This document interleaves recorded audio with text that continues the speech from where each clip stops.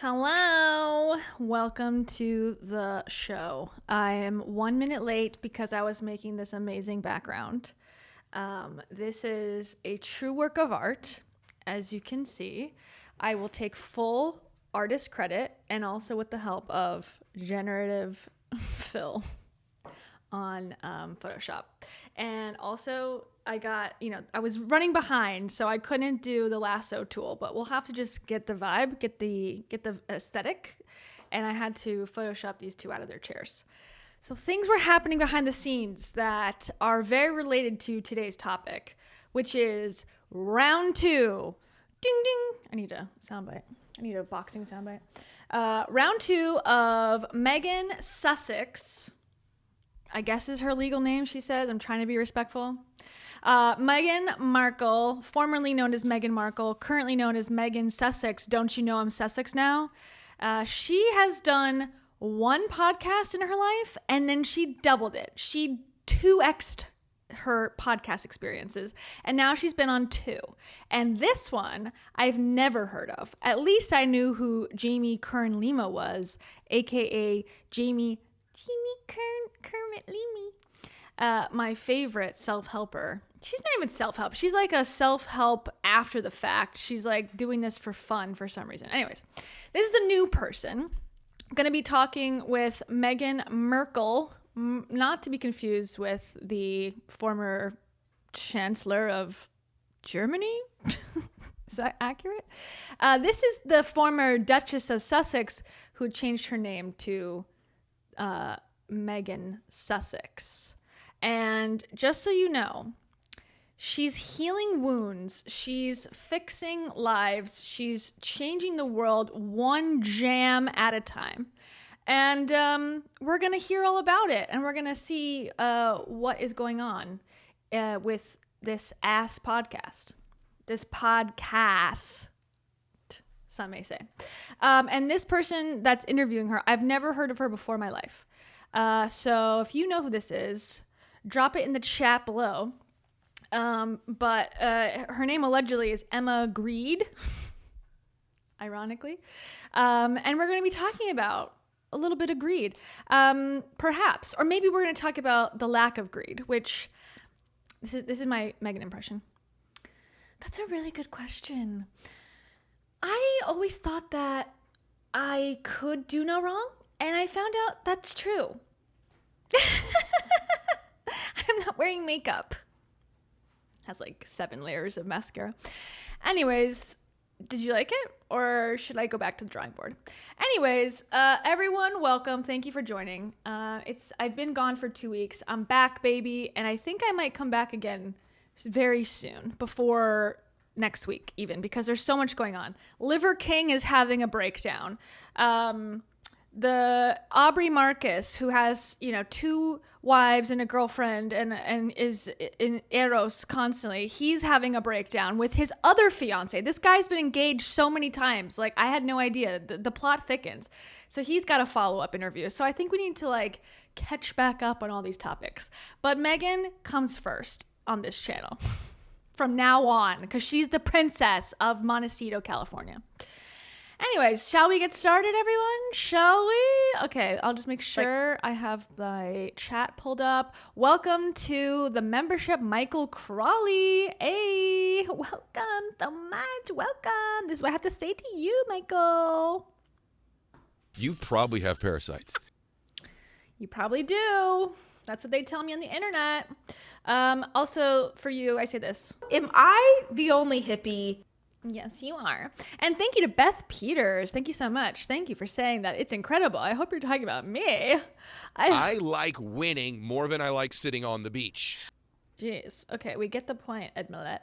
And for this, for sending that incredible meme, I say this. Narcissistic, bully, cult leader. That's what people in the comments below are thinking. Your meme, your GIF is making me feel like I'm in a cult.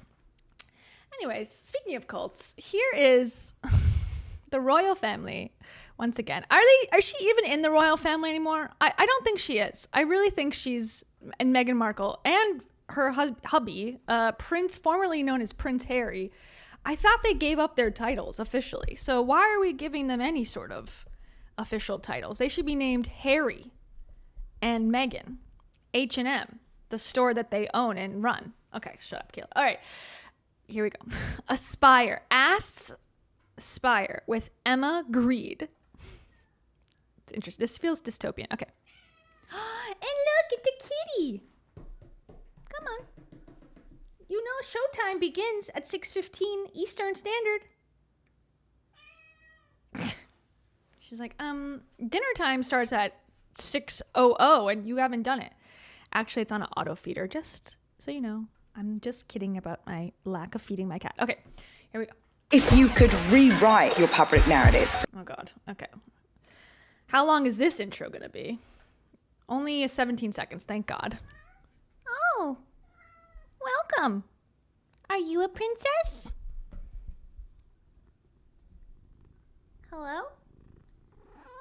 What's your royal title? Okay, I'll stop. All right. Duchess of Sussex, controversial, celebrated, and undeniably motivated. Okay, she's undeniably motivated. Is that true? Okay, oh wait, it's still going. It's still going. We got the color grade to make it serious. All right, we're at a minute. We're still at the intro. Okay, a minute 6. I wonder if she has a requirement for podcasts. Like she's like, the intro of this conversation has to be 15 minutes or I'm not doing it. Okay, we're at a minute 21. I'm skipping. All right, here we go. Thank you. No, thank you. Thank you for being here. So, Cut the music, please. For the love of God, I need this monetized. I just spent a lot of money on my vacation. Okay. there's so much to talk about today, and I am dying to get into this new brand launch because I think this chick, Emma, you need to hit the brightness. Let's get a light up in here. It's a little dark and dreary, okay? I thought we were living in the land of light in California. She looks like the woman from the one making the documentary and Just Like That. I hate that show so much, and I'm a big Sex and the City fan, and I hate and Just Like That so much I don't even want to know their names. Anyways, she reminds me of her because of the necklace. Okay. Specific audience is one that is obsessed with pivots, obsessed with, changing what they're doing. Yeah. A lot of people thinking about starting businesses or starting their own, ventures. And that's exactly what you've done. But before we get into that, I really want to understand where you got the entrepreneurial bug. Did you have, like business owners or founders in your family? Where does it come from? I'm curious because she's got a strained relationship with her family, so this chick didn't do any research, perhaps. Do you love your royal family? Do you have no issues at all? Is it all smooth sailing over there in the palace? She's like, wow, that's such a great question. Thank you so much. How are you? Okay, sorry. Oh, goodness. See? She does this thing. She goes, oh my goodness. Wow, what a great question. Off camera look, think about my answer and make sure it comes back to look like I'm really, really just thinking very hard about these answers, which the answer is always, yes, I am very accomplished. Yes. Well, my grandfather on my mom's side, he used to have an antique store, and I would always be oftentimes after school with him, helping with his antiques and watching what it's like to just be in business and also customer service. Mm-hmm. And then my mom, though she was a travel agent for many years, she also used to do, like not a county fair, but street festivals and things like that, where you have little pop-ups and vendors. Mm-hmm. And so we'd go downtown, she'd buy fabric and she'd make dresses and would sell those. And when we were down there, we'd go to downtown LA, I would buy with my allowance, just sort of You had allowance? I thought you were on the streets. This is not the story I was told. Overstock, you can buy like 1 yard at a time. And I started using my own sewing machine. I would make scrunchies. So when I was about 5th, 6th grade, I was selling scrunchies for $1 a piece at school. And so I guess... Wow, what a story. I'm hooked. It starts young when you get to see that you can have your hands involved in something and really be able to share that more broadly, but also... you can earn at the same time. Yeah, you're stacking the cash. $1 a scrunchie. I mean, come on. $1 at a time. But it was great. It really did spark something in me. Yeah, and at that time, we were loving the scrunchies. So you were probably selling through a bunch of those. Can you imagine if I was doing that now? So it'd probably be pretty good. It would work out, I'm telling you. So take me back to the beginnings of As Ever, because I'm guessing that, like so many founders, you've been trying to get this business off the ground for a while. Okay, so just to catch everybody up, and my lovely tarot here, are you listening? Okay, this is what you need to know. So she had a business. Well, first of all, she had a podcast that is no longer. She had like 10 episodes. It did so horribly, I guess they stopped doing it. And it was like $100 million deal or something insane with Spotify. They did 10 episodes, went nowhere. Oh, sorry. And then she's got another podcast about founding, I guess that's why she's doing the podcast circuit herself now, because she's got a new podcast where she's going to interview female founders. Okay. Then she had another business called Apple Orchard or Orchard Americana Orchard Festivals or something. I don't know. Some company with orchard in the name. And it was supposed to be like candles and shit, I guess. Like, I don't know. Something like that, like home goods. And I don't know what happened to that. Apple Orchard's gone in that world. So she gave up on that too.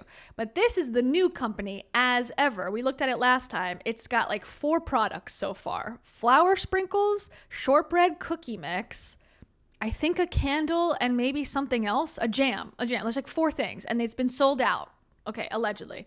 We can also look at her Instagram from time to time because she's done some updates on Instagram where she's like, you guys, I'm just in the beekeeping field at my house and you guys are buying up everything. It's crazy. So this is her new venture where she's making jam to save humanity. Jamanity. Human jam. Okay, none of it really works. All right, that's just to catch you up. That's the updates. It's finally launched and to much fanfare. Oh, goodness. So Yeah. I'd love to know, I want to understand, like, how did it start? I knew that I wanted to put something in the world. And for years, I mean, we've been out here for 5 years now, really trying to decipher what do I want to share? Mm-hmm. What do I authentically, organically want to share and how to translate that? And, truth be told, I had just been making a lot of jams and preserves at home and sharing them as holiday gifts with a lot of friends.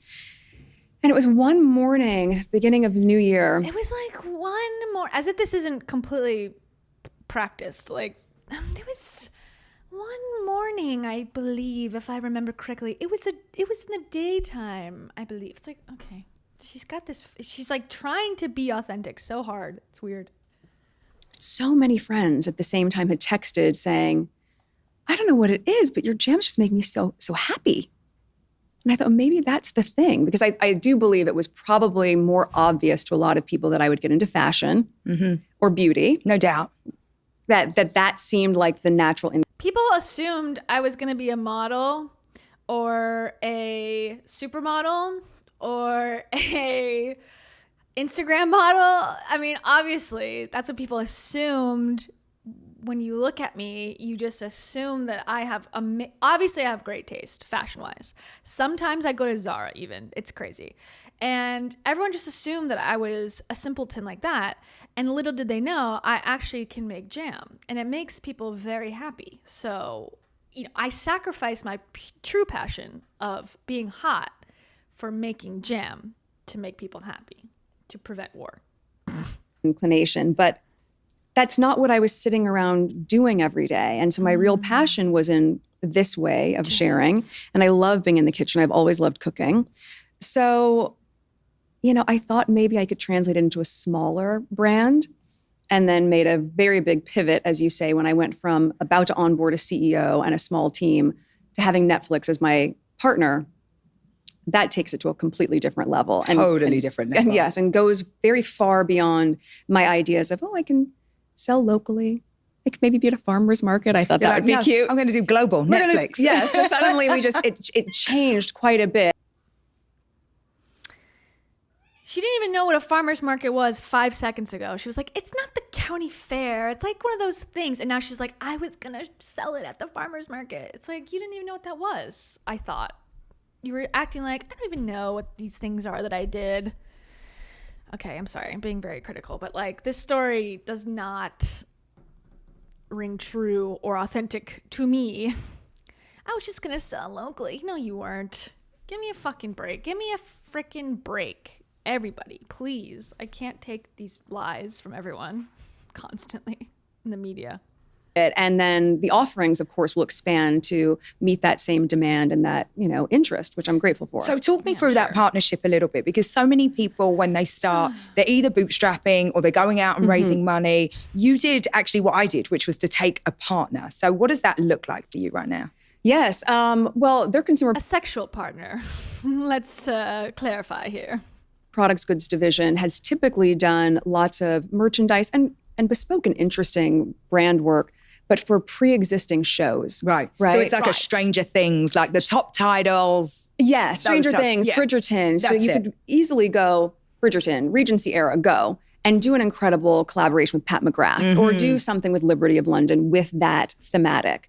So where things were different with me, of course, is that it wasn't a brand that was established. It was my ideation and doing it with them. We're developing it as we're going. And so I think, as you know, in building brands, it doesn't happen overnight. It can't happen overnight. As you know. That's when she's humble. Or no, that's when she's being a little cheeky. She puts her hand over her face. She's like, I'm about to say something really like positive about myself. When she looks away, she's going to say something humble. I was just thinking of going local. And then she goes, Netflix got me a brand deal. Keep an eye on that. She's got some dead giveaways. I guess the difference was with me is that so much of that work that can typically be done behind the scenes for most founders, there's just so much curiosity No such luck. that you are building the plane while and flying it at the same time, Yeah. but you're still in the building phase. You just don't Totally. get to build in quiet. Well, it's a gift and a curse, right? It's one of those things where there must be a part of you that's like, great, there's an interest in what I'm doing. Yes. But there's also just such scrutiny in what you're doing. There's a lot. Okay, they're acting as if this is a real company and not just a bona fide Etsy page that she's got on her own website. Like, that's what it is. She hasn't, like, created a bespoke product. She's making jams and putting it on a website. If she made t-shirts and ironed them on with a Cricut, like, it'd be the same exact business. Like, there is no business. It's just her making a couple little things and putting it up for purchase. What is the big business? What is the founding thing? If anything, she's doing less than I thought she was, because I thought this was on her own. Now she's saying, oh, it's Netflix. So it's like, what are we even talking about here? Lot of focus on every detail and every moment of quiet. Do you every single moment quiet, not Everything quiet, and everything? It really does. it really runs the gamut. But at the same time, what a blessing that it creates and generates so much buzz and so much interest. But I'm still never willing to sacrifice or compromise on the quality and to take my time. Someone else's urgency is not my urgency. Damn right. I mean, I honestly think that that's a great way to think about it. With this partnership, do you Oh, yeah, that's a great way to act as a business owner. We need to get this out to the clients and to the customers. They've paid for it. They are pre-ordering. No, I'm in no rush. Okay, that's good customer service. She learned that at the antique shop. think it brings more scrutiny, or is it all upside? I don't think it brings more scrutiny. I think it certainly brings more attention and curiosity. How could it not? Especially because it's a new chapter for Netflix as well from the CPG side. And really, when you link it to the CPG Netflix side. series with Love Meghan, it is where content and commerce can meet Yes. in a really unique way. So I think with season 2 coming up, we've been able to really maximize that opportunity also and look at what I'm making in season 2 and see that reflected and complementary in what the brand has an offering. And how are you really thinking? Do you know Amazon has an entire platform where you can go on and like do live streams and sell products? Like, there's a whole interface and a whole like shorts app now. You can go and look at Amazon products, and literally as I'm watching Prime shows, the ads will pop up and say, click to buy this right now. That to me is innovative. And what she's talking about again is like, this is a new partnership with Netflix. Well, not really. And she does have an established brand as a influencer, as a public figure at the very least. So what is the new thing? There is none. It's she's trying to make it seem like, oh, this has never been done before. It's like, yeah, okay. QVC's been around for 35 years. Thinking about that, because obviously the brand will live in between the show. It's going to live while the show, if the show doesn't continue, it will just, I'm assuming that the brand just continues to grow. course. So how are you actually thinking about that partnership? Because I know when I started that initial partnership that you do in business. What does this woman do? I need to know. Like, she only has 25,000 subs on her channel. So I need her to explain who she is, because even though her name is on the board, I don't know who this is. I thought at first it was, what's her name? Oh my gosh. Never mind. I thought it was someone else that was famous back in the 2000s.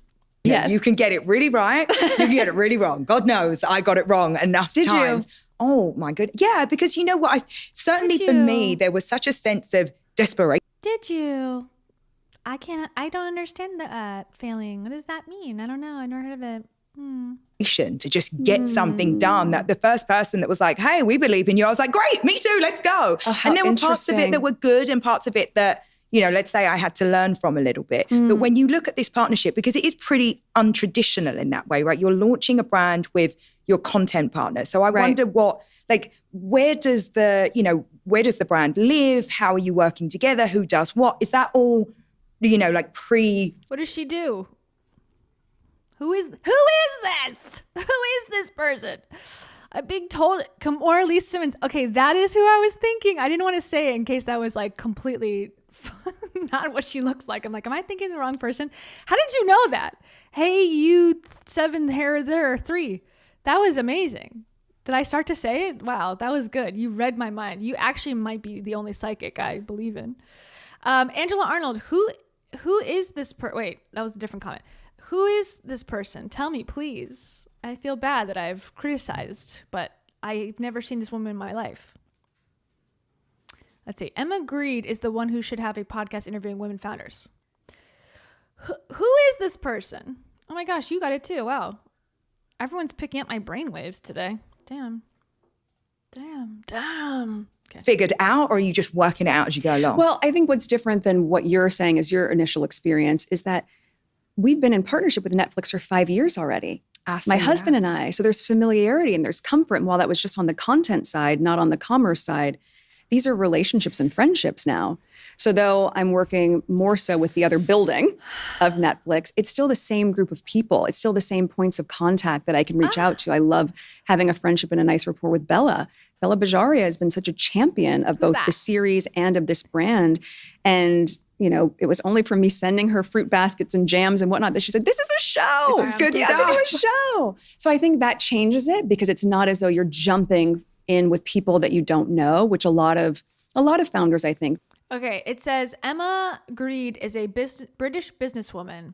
She's recognized for her business ventures involving members of the Kardashian family and serves as the CEO and co-founder of the denim company Good American. Oh, I just saw those at Bloomingdale's.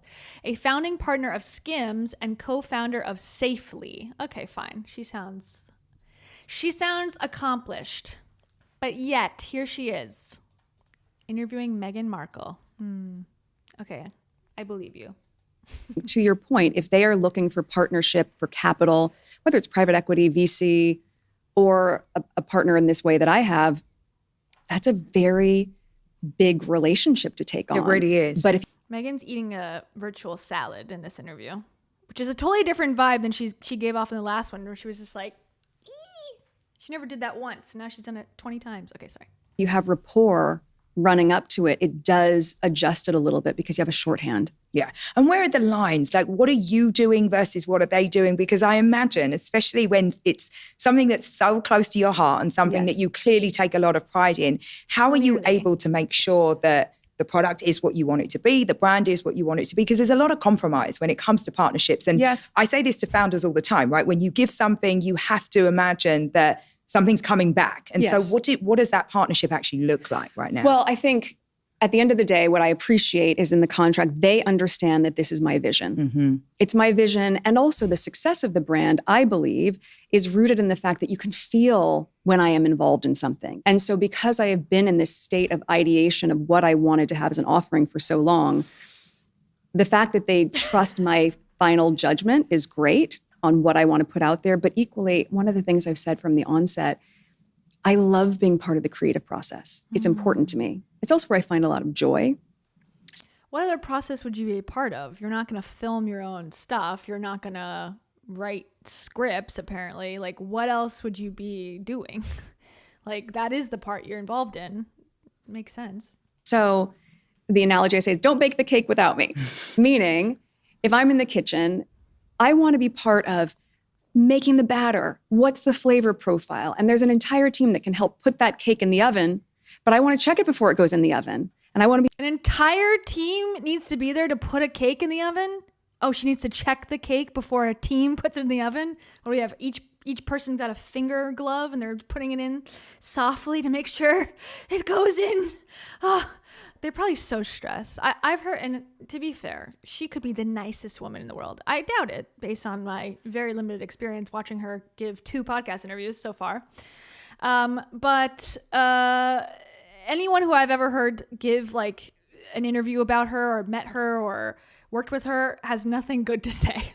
And you can tell based on this answer too. It's like, well, I need to be a part of everything. And you know what that sounds like to me? A bottleneck, where it's like people need to do their jobs and she's got something to say. She's got to approve of everything before it goes out. Now, I don't know if that's true. Who's to say? But that's the vibe I'm getting based on what she's just said. Like, those types of people are hard to work with. You can't micromanage everyone, because especially when the product sucks at the end, like her, with Love Meghan show, so many people were saying it was cringe. And the clips that I saw seemed very cringe. And she's like putting like pretzels into Ziploc bags. It's like, oh, wow, riveting stuff. Like the fact that you can't trust a team of 80 people who are professional filmmakers in the space. You can't give them freedom. Like, you don't know.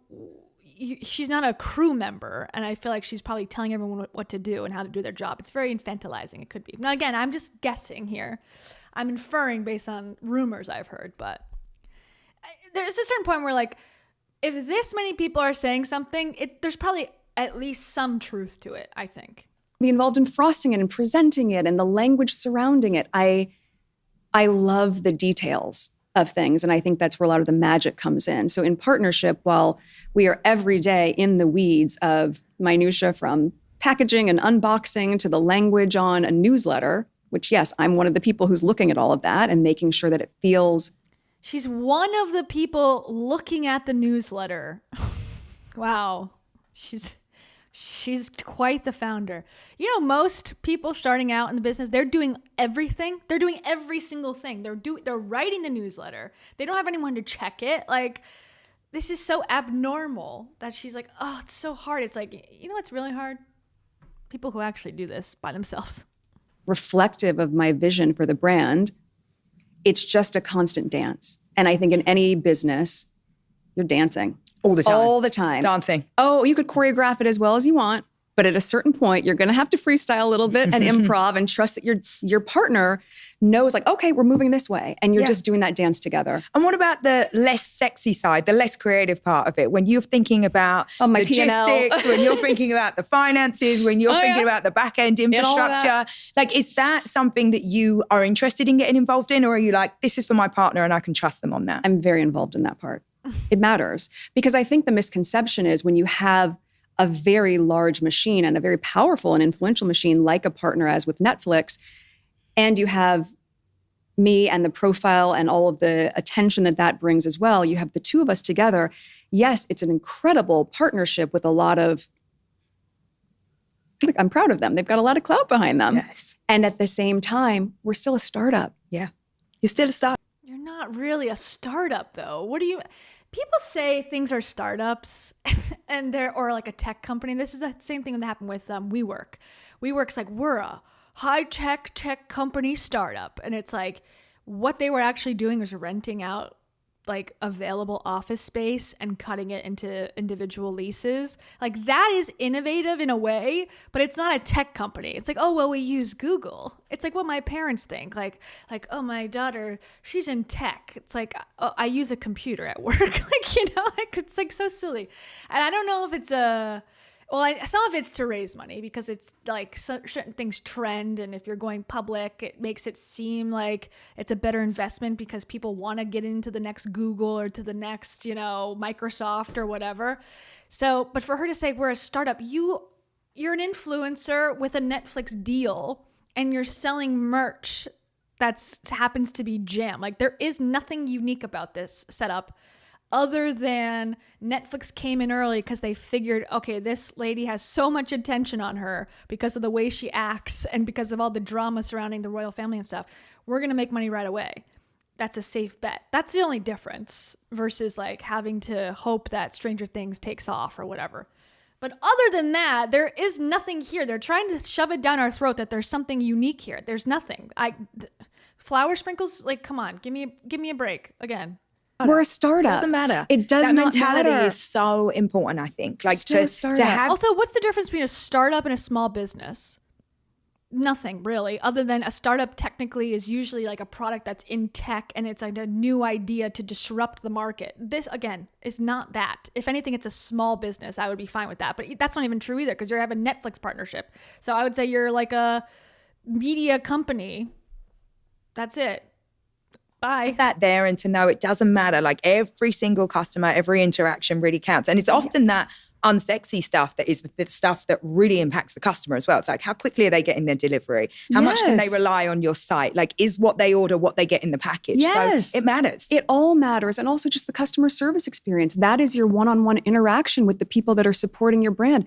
I want you to feel the way you would feel if in the same spirit of hospitality, if you were a guest in my home. I see you. I want to make sure your needs are met. We're going to make sure you're comfortable. If something wasn't exactly as you imagined it, let's talk about it. How can we make you comfortable?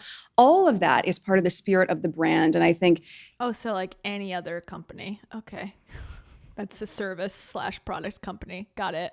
it might not seem as sexy, but it's fundamentally important. So tell me more about the actual brand and your aspiration, because this is a notoriously difficult category. And I love that you're like, Consumables, you mean? I mean, it's really hard. I always thought that when I started a business, I grew up with family that had flower stores. And I I remember didn't like know the that. inventory would always die. Like it was literally Right. like, this is really a tricky business because you've got this window and then the inventory is literally dying. So your inventory. Thankfully, we're not in that situation. Thank goodness. Products are shelf You have a stable for little bit several more years. time. Yes. But it is a really tricky category, right? And even when you think about the distribution, once it gets outside of D2C, it's Yes. it's a big, complicated machine with big players in there. So Yes. how do you think about the vision of what you're trying to create and also the fact that you've decided to take a chunk out of something that is really, notoriously complex? Well, I think I go back to the authenticity, right? It's what I love and it's what I want to share. So what I was cooking in my home to figure out recipe testing to scale that to a level where you can share it more broadly. And of course, compliance is different globally when we get into that market, which we will. You're going global. You How are. can we not? I mean, how can you not? Yeah, but it's the spirit of sharing. I don't want to just Shut up. The spirit of sharing. We need to share with our friends across the world. They need to have my jam. Also, I read a book once and it was in honor of my mom because she would always say, and again, I don't know if you're new here, welcome. I have a lot of relationship problems with my mother. But she would always say like, I wish I had an opportunity to because she used to have a business back in the 70s where she did catering for like modeling sets and movie sets in Miami. And she always liked cooking and stuff. And she always would talk about theoretically doing a business, like a jam business or something. And so I read a book from the library about how to do this. And it's hard. It's very difficult because it's almost like you can cook stuff at your house. That's one thing. Okay. You can't sell that in most states. There's lots of laws, like she's saying. But also once it becomes on a shelf, for the most part, unless you're in a very specialty store, it becomes chemicals at that point. You have to have preservatives and things. So it's it becomes food science. So really you have to do a partnership with a chemist essentially to put in the right things to keep it, to be able to sell it globally and ship it across the world. Unless you're going to do ice, which in this case she might, it's a totally different thing. So cooking stuff at home is fine, but no matter what, you're going to have to, if you really truly are going to go global, you have to have co-packers and science nutritionists because they have to go and it's like it's a big process. So there is no like, I just was cooking at my house and then I'm gonna sell it to France. It's like, does not work like that. Anyways, I'm sure that's obvious at this point. Anyways, Asari Shepherd, thank you so much, Asari Shepherd, and also welcome. Asari says, God, she's so fake. Yeah. And she's also acting much more like this host. And when she was on the Jamie Kern Lima show, the woman from Denny's, she was acting like she also worked at Denny's. She's acting more like boss girl, boss CEO. And she's talking about P&Ls and much more like, business lady. And then on the last podcast, her first ever podcast, she was like, I'm just a mom to match Jamie's like persona. So it just seems like she mirrors whoever she's with. So it seems, there's only 2 examples of this, so I don't have that much, to work with, but it's a very vast difference from the last interview where she was just like, oh, my children, I just love my children in my rocking chairs. So great, I don't have makeup on. And now she's like, yes, I review the newsletter every day, and I am making sure that our customers are fulfilled in the consumable space. It's like, who are you? Who are you? Meghan Sussex, Meghan Markle, who are you? I don't even know your name. Oh my God. Anyways, for that I say, this person is not okay. She's okay. She's doing fine. She's doing really fine, actually. The mango frequency. That's mango jam frequency to you, Megan. Mr. Info, thank you so much. Mr. Info, in the spirit of sharing, can you share this $9.99 globally, please? Can you change it into a global $9.99? That would be helpful.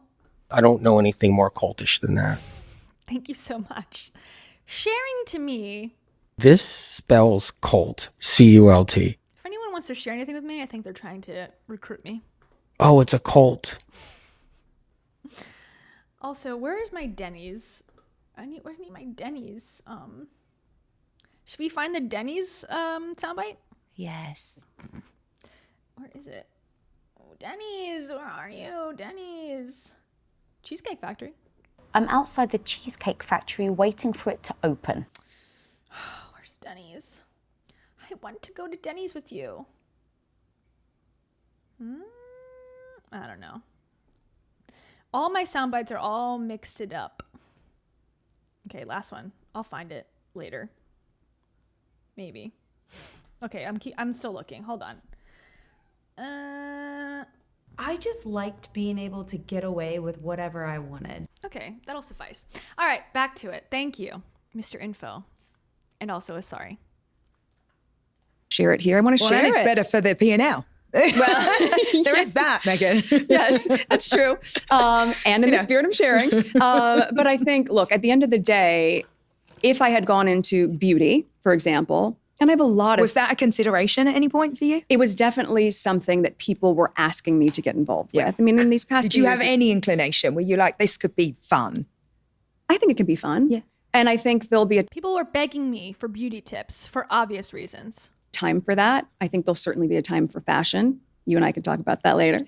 But I think, ultimately, I wanted to do what felt authentic, but I also recognize that, yes, there are variables that you don't have to think about when you're doing composition of makeup, right? You can buy all of your products, you know your supply chain, and you know that every single time you can count on those sort of scientific ingredients to yield the same product. One of your partners is not Mother Nature. If it's a bad season for berries, that's going to affect your product, but you're still going to wait until it all falls into place differently. So there are more factors involved, but I do think at its core, it's still rooted in something that feels very true to me. And that's the springboard for everything else. Starts in the garden, starts with this beautiful, humble pot of jam that I don't care who you are, you're a little bit charmed by jam. But then what does that do? That introduces you to what are the extensions of that I want you to start or end your day with, that I want you to treat yourself with or gift to friends. And then you say, well, now you're in my home. So what are the other hospitality and hostess pieces I want you to be able to share? And we move from the kitchen into a much broader space. Oh, I love. You have big ambitions for As Ever. I do. Yeah, I hope so. Yeah. I mean, because I think there's so few people that can actually create truly global brands. And so why wouldn't you? Why wouldn't you take that opportunity? Gullible brands? I guess it is a gullible brand if you're buying jam from her thinking you're sharing. It's promoting sharing. I mean, I certainly would. Yeah, I think it's also playful to be able to have fun in the exploration of what it could be. You can stay small. Well, the world's your oyster right now. I mean, you started with a few products, but you literally could do anything that you want to do. I've been talking. She got a Prada shirt on. Prada. Shout out Prada. Is there any part of you that feels any sense of imposter syndrome? Do you ever sit back and get overwhelmed by how big the opportunity is and then, What do you think her answer is going to be? Yes. She's going to go, yeah, sometimes I do. But, I always just think it's just me in my house with my kids. And I just want to share the jam that I normally would share. And then I think it's okay. Okay, that's my guess. Let's see. Pedal back from anything that might be. I don't. I think I have. Cards. I think that I've always had a very entrepreneurial spirit, as we talked about, but equally, I enjoy being in a position of having a strong team around me, being able to help guide that team as a whole. She hates them. She hates her team. I got that vibe. Also, who wouldn't? Who wouldn't? If anyone has any entrepreneurial interests, you always want a great team around you, obviously, that you're in control of. That's the dream. Who would not want that? Some people just want a team that's really bad. Or some people don't want a team at all. It's like, I don't think that's true. My little girl, my little angel, she's really trying to get my attention for some reason. I feel like I'm on a patio or something, huh? Yeah. Samantha Tribble. Thank you so much, Samantha Tribble. Samantha Tribble says, Matthew McConaughey hey, soundbite makes me laugh every time. Please share it globally. Well, your wish is my command. Okay. But I gotta find it. Jeez. Okay. Where the hell would that be? Here's my categories. Angry, sad, happy, saying yes, cult, spirituality, pooping. Ooh, shit. That's that one. Love. Canada. Money. Parasites. Songs. Random. Maybe it's in the random. I think. Okay, let me find it. Sorry. Oh my gosh. Anger. Screaming. People felt really loved and cared for when I would yell at them. You look like a Lord of the Rings elf. Maybe screaming? I'm scared.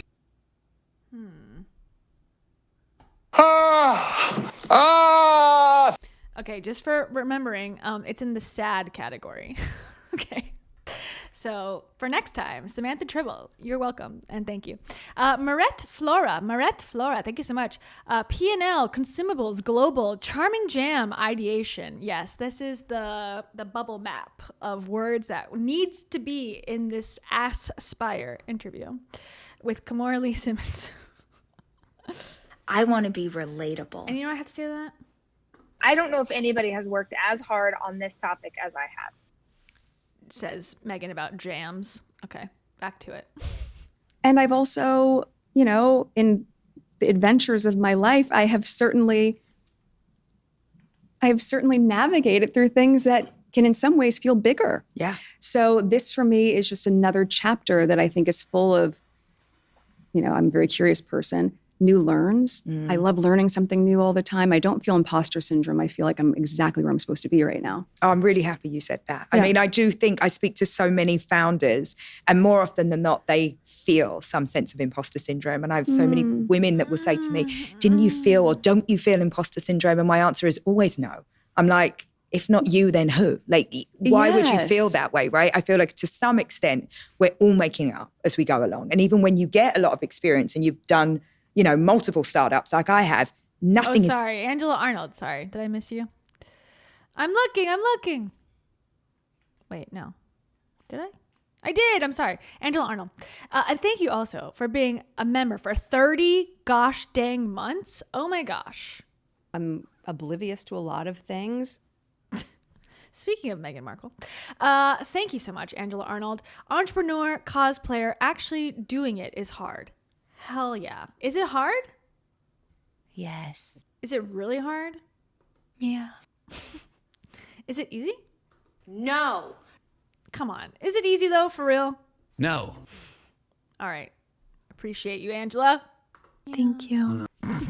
Wow, what a perfect soundbite combination. Okay, I got you. I got you, girl. Goodbye.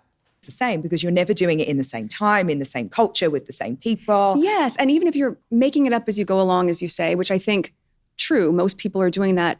Imposter syndrome is when you're posturing as though you know everything. Mm-hmm. You don't need to posture as though you know everything. It is perfectly okay for me as the founder and the owner of this company to say, sorry, what does that mean? Yes. Can you help me understand that? And actually, I think it's a really great posture to take, or a truth rather, to take as a leader, to show that, yes, I know what I know, but I'm also so excited to have people on this team that know more about certain avenues than I do, because we're learning from each other. That's so not long as you imposter find syndrome. the people, right? You find great you just people. got to find great people and get out of their way. And I really believe in that, because I think that as a founder, knowing what you don't know is so important. Like, you got to being know honest what you're about great at. it. Yes. Be honest about it. It's okay to not know everything. Yeah. That's part of the beauty of it. But I can see that in the culture that you've created around here. You have an incredible team. You take care of your team. That is all reflected in your success, because it takes. However, whoever the team is that designed this gosh darn awful set need to be replaced. We need a little bit of light. We need a little bit of color. This dead plant in a cement vase is giving Kim Kardashian's sterile metal stone house, and I hate it. We need a little bit of light, please. This looks like a set from the 1990s of a court drama. Like, I don't like it. It looks like we're in the judge's chambers having this conversation, and there's no reason for it. We should be in a garden, for gosh sakes. We're talking about jams. Talking about jams and jellies. We need to see some color, please, next time. Takes a village. It really does. It takes a village every damn day.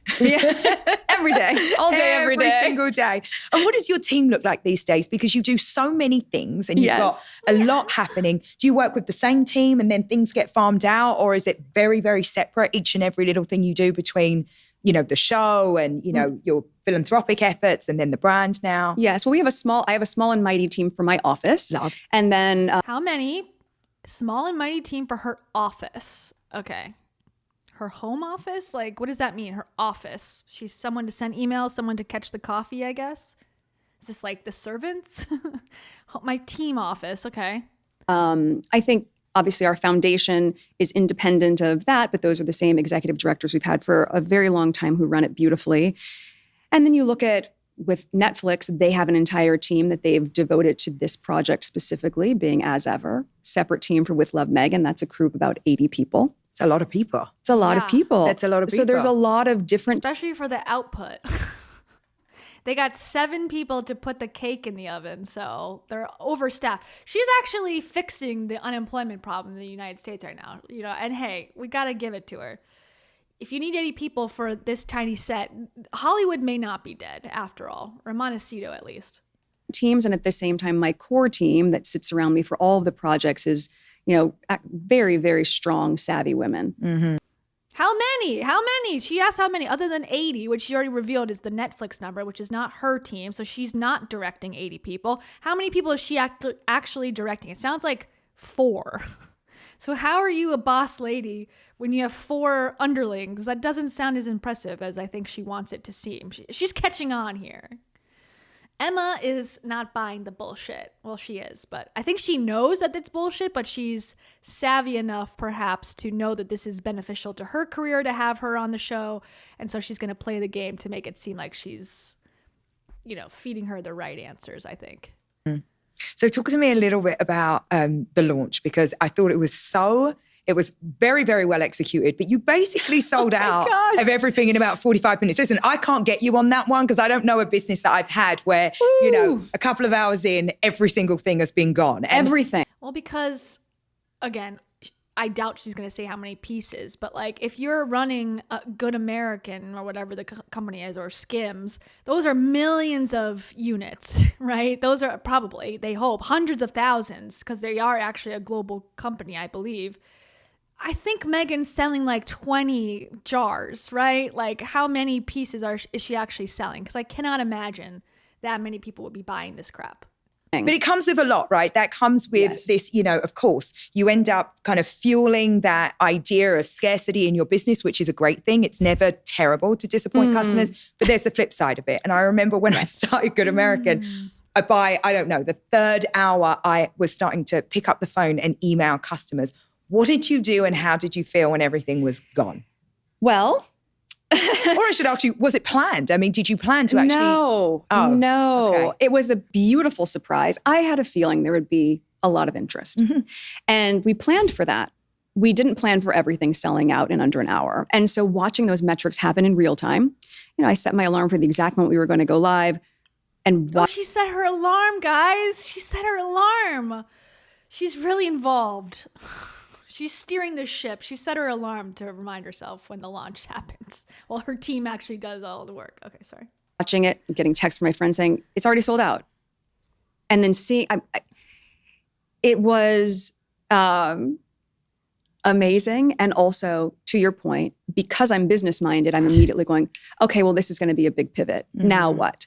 Because I knew that How many units did you have? That's what I want to know. That's the only thing I care about, because that matters in this conversation. If we're really having this conversation about like, have you ever had a pivot or had a sellout before? It's like, well, how many pieces did you? I need to know that to understand how big of a deal this is, because I feel like there's 50 pieces and they sold it out, and who cares? Here's the website, by the way, again. A curated collection by Meghan, Duchess of Sussex. I thought she made all this stuff. How is this a curated collection? I thought she was making this in her kitchen. Someone hanging themselves from a tree. Okay, sorry. Just kidding. That's a bad image. What began with a small pot of fresh fruit preserves bubbling away in my home kitchen has inspired this curated collection to bring surprise and delight to your everyday. Yeah, she definitely got in trouble because it sounds like she's changing the wording to make it sound like what started as me cooking has turned into me buying. And that's basically the same thing. Our debut Napa Valley Rosé is launching just in time for summer entertaining. Looks a little watery to me. Okay, sorry. We got As Ever crepe mix for $14. We got more shortbread cookie mix with flour sprinkles for $14, and apricot spread for $9. What a deal! So the new thing is crepe mix since the last time I was on this website. And then the keepsake packaging. Keep coming, more coming soon. Meghan with a basket. We got limited edition orange blossom honey for $28. And we got flower sprinkles and herbal ginger tea, herbal hibiscus tea, herbal peppermint tea, and raspberry spread coming soon.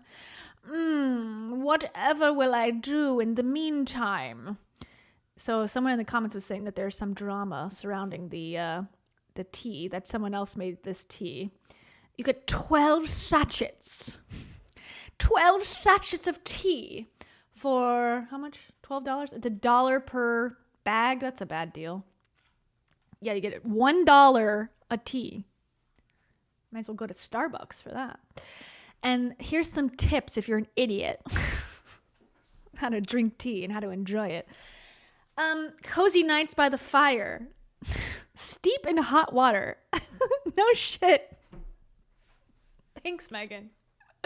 I thought you were supposed to snort it up my nose. I didn't know that you're supposed to steep it in hot water. Oh, thank God for this woman.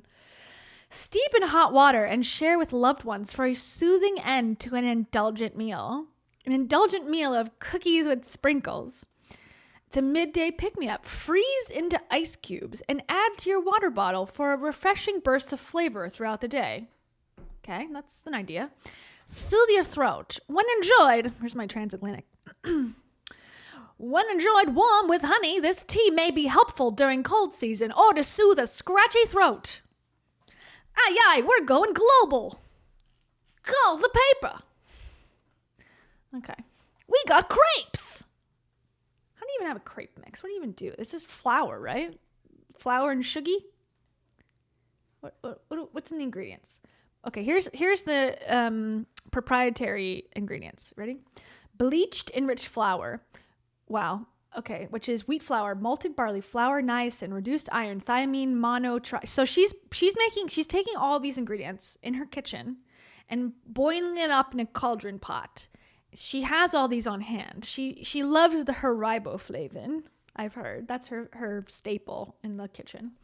Folic acid, non-fat dry milk, vanilla powder, which is dextrose, vanilla extracts, vanillin, granulated sugar, cane sugar, and salt. So you definitely can't make this on your own. Flour, vanilla powder, dry milk, and sugar and salt. But I'm glad that she's curated this for us. Okay, I'll look up the drama. But first, before we go back to the interview, let's check out her reaction when she sold out. Is it this one? No. She's really trying to put her kids on here. Like, I'm not putting my kids, but then actually putting her kids. Wait, where's her thing where she's like, you guys, it's sold out, you guys. Okay, let's just watch a couple. Okay, she's smelling the flowers and she's cutting the flowers. And she's another one that can't keep the comments on. Can't keep the comments on. You want people in community, but you can't have the comments. Okay. There's all their pictures. More children in the bee farm. Here's something. Here's a clip. Here's a clip from the show with 80 people it takes to make. Okay.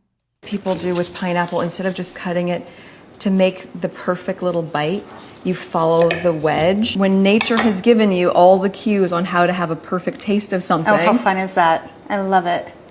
Easy. Mm-hmm. She really okay, it's gonna work. They cut the camera so she could spit it out immediately. Delicious. Good. It's great. That trick that people do with. So that's the type of content you can expect from the show. Okay, here's her child again. Wonderful. Love it. Here's her dancing when giving birth. Allegedly. There's a lot of controversy about that, whether this was real or not. Because some people thought she had a surrogate, and so she just was like doing this to pretend that she was pregnant. But who's to say? She had a thing, I swear, where she was talking about, you guys, it's sold out, you guys. Here's another clip from the show. Here's the crew. Okay, well, you can't show it.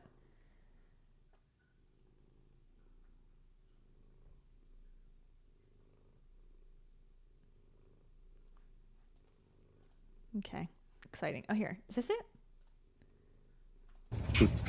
It's recording. Okay. Cat's out of the bag. I'm shocked we've kept this a secret for so long. In 2 weeks, my show is coming out, which I'm so excited for. And also my business, which I think there's been a lot of curiosity about. Last year, I had thought, you know what, American Riviera, that sounds like such a great name. It's my neighborhood. It's a nickname for Santa Barbara. But it limited me to things that were just manufactured and grown in this area. Then yeah, for sure, that makes sense. Netflix came on, not just as my partner in the show, but as my partner in my business, in life, which was huge. So I thought about it, and I've been waiting for a moment to share a name that I had secured in 2022, and this is the moment. And it's called As Ever. As Ever essentially means as it's always been. Why doesn't she just call it With Love Meghan?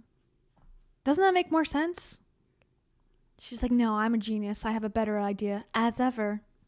Okay, I guess. It's kind of confusing, but all right. And if you followed me since 2014 with the TIG, you know I've always loved cooking and crafting and gardening. This is what I do, and I haven't been able to share it with you in the same way for the past few years, but now I can. So as things are starting to trickle out there, I wanted you to hear it from me first. Of course, there will be fruit preserves. I think we're all clear at this point that jam is my jam. But there's so many more products that I just love that I use in my home, and now it's time to share it with you. So I can't wait for you to see it. Thanks, guys. I love the fakeness at the beginning. That's my favorite part, where she's like, my husband is here. I'm proving it to you, you guys. It's recording. Okay. Cat's because there was no point of that. She obviously edited this. All right, well, I guess that video is wiped from my memory and never existed, and I made it up, so whatever. All right, here you go. Back to it. Huck to it. I had a decision to make, which came down to what is our timeline to be able to restock these products that we had? Well, we can restock what we had at those same quantities, but then I'll have Emma, ask her the gosh darn question. What was the quantity? What was the quantity? So we can get an idea. another sellout. And I don't want that for people. I think scarcity is great if it happens organically at the onset. But at a certain point, even being consumer minded, I would be fatigued if that kept happening and I was going to a website. So I said, okay, let's take this opportunity. Even she, the Duchess of Sussex, would be fatigued. To grow, to have exponentially more SKUs as well as more inventory. And that's what we've been doing. We went right back to making sure we could scale up to that level. Yes. And have the quality meet the quantity, which was very key. And then if we have that opportunity of more time, the luxury of that is, well, the products that have been in development that were going to be punted to this quarter, should we pull this in to this next launch? All right, there's because that would be great. Wow, the questions, the big questions of our time. Okay, I've been doing a little research in the last 10 seconds and found this article that looks very clean and is not annoying to look at whatsoever. Great job, Daily Mail. Okay. Es el mejor momento para... I'm just kidding. I'm just kidding. Meghan's tea supplier revealed, as ever, tea bags appear to come from brand with a very unroyal name that sells its line for a third of the price. Okay, so I guess I can't read it, so never mind. We'll go on a different website. Meghan's herbal tea lands her in hot water. A bit steep. These people, they get me. A new report claims to have located the factory making her tea, which is selling something very similar at a fraction of the price. Well, yeah. A dupe of Meghan Markle's herbal tea seems to be available direct from the company that appears to manufacture it for almost a quarter of the price Meghan charges. The practice of purchasing white label goods and repackaging them for a brand is common. However, the revelation that Meghan's herbal tea might actually be made in Illinois by a firm called the Republic of Tea could arguably be damaging to Meghan's authenticity. Well, her authenticity is already damaged, to be fair. So she might as well just buy from Costco at this point and put her name on it, because no one's buying it at this point. I mean, some people are on the internet, I guess, but those also might be bots at this point. Meghan, who recently launched a rosé wine, has often sought to give her wares a homespun feel. She has emphasized the fact that her jam, for example, was first made in her home. However, the Daily Mail reported that Meghan's commerce team made a grade school error, probably on purpose to out her, but okay, maybe not. A grade school error by leaving telltale metadata on product pages for the tea, reading brand Republic of Tea. The same metadata reportedly appeared on product pages for Meghan's signature flower sprinkles. Oh no, the flower sprinkles are from the same place? I thought they came directly from the garden where it all starts. The Garden of Eden where Meghan lives. Oh, I'm so lied to. The Mail claimed that after they approached Meghan's team for comment, the metadata was changed to say, as ever store. Well, there you go. Problem solved. The Mail says that Meghan's own website says tea orders are fulfilled by the Republic of Tea, whose own website sells hibiscus tea for as little as 28 cents per tea bag, which of course now we learned that is $1 per bag on her site. With the As Ever branding almost 4 times the price, the As Ever product is currently sold out. The Mail notes that Meghan's tea bags are triangular with a string. Oh. As opposed to the round tea bags on the Republic of Tea website. Wow. What a difference. There's another article in this. Meghan Markle's confusing brand gets more baffling with wine. Okay, we'll read that after. The company also makes products branded with the identity of another Netflix production, Bridgerton, and says on its website, we partner with best-in-class vendors to bring our product ideas to life, translating our founders' recipes, blah, blah, blah. Okay, all right, let's see about the wine thing. Curious. Meghan Markle's confusing brand gets more baffling with booze. Has someone been drinking? I like this guy. Tom Sykes. I approve. It's funny. Meghan relaunched her As Ever brand yet again on Friday and announced she's adding a blush pink bottle of rosé wine to her collection of assorted wares. Oh, well, it was nice while it lasted. Okay, we'll read the first sentence. What exactly Meghan Markle's brand represents will doubtless be a matter for sociological royal historians to dissect far into the future. But as ever got its latest relaunch on Friday, and now she's flogging booze. Yes, the brand once known as American Riviera Orchard that Meghan has used her children to market as a wholesome lifestyle venture is now expanding into alcohol with the launch of a new rosé wine described as hailing from Napa Valley. Okay, I mean, I guess it seems on brand to me personally, but I guess I haven't followed very closely. Okay, so there you go. And every time she puts a product on her website, it's called a relaunch, I guess, which is very different than every other store I've ever heard of. So actually, she is unique in that. Anyways, back to it. Oh, wait. Hold on. Before we go back to it, Asari Shepherd. Thank you so much. Asari Shepherd. Asari says, we all know a BSer when we hear it, and she is one. She is one of one, she would say. She's the only one that's ever done anything. Sorry, I'm being mean. But am I right? Perhaps. And maybe we should just all go buy some crepe mix right now. This is a subliminal message from American Riviera as ever with Love, Meghan. Goodbye. And finally, I took a pill in Ibiza. No, I didn't take any pills. There you go. All right. Thank you. Right? Yes. There's decisions to be made. And like, what can our offering be at this point that is larger than what sold out in that first run? So as a seasonal drop, I think that was really important to say, let's get it back, but let's get it back in a much bigger way, which is what we've been working towards. And those are really important decisions because you have to decide, and I'm guessing that you're learning all the time about reputation management, your customers, supply chain. Like, how are you thinking about those things? Because they are all such big decisions in the beginning for any founder. Like, you're the one that needs to decide how you're showing up for customers every day.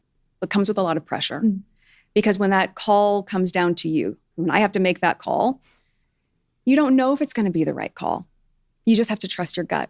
And that's ultimately what it goes back to. I say, if I was the person that waited so long to get that product, do I want to, a second go around, not be able to get the product? Or do I want to be able to buy it and share it with all my friends? So I'm constantly putting myself in the mindset of someone who's supported me for a long time and want to be able to get it, or the 15-year-old girl who's saved up her money to be able to buy a couple of the offerings that we have. But it... Excuse me. I'm just a humble teenager from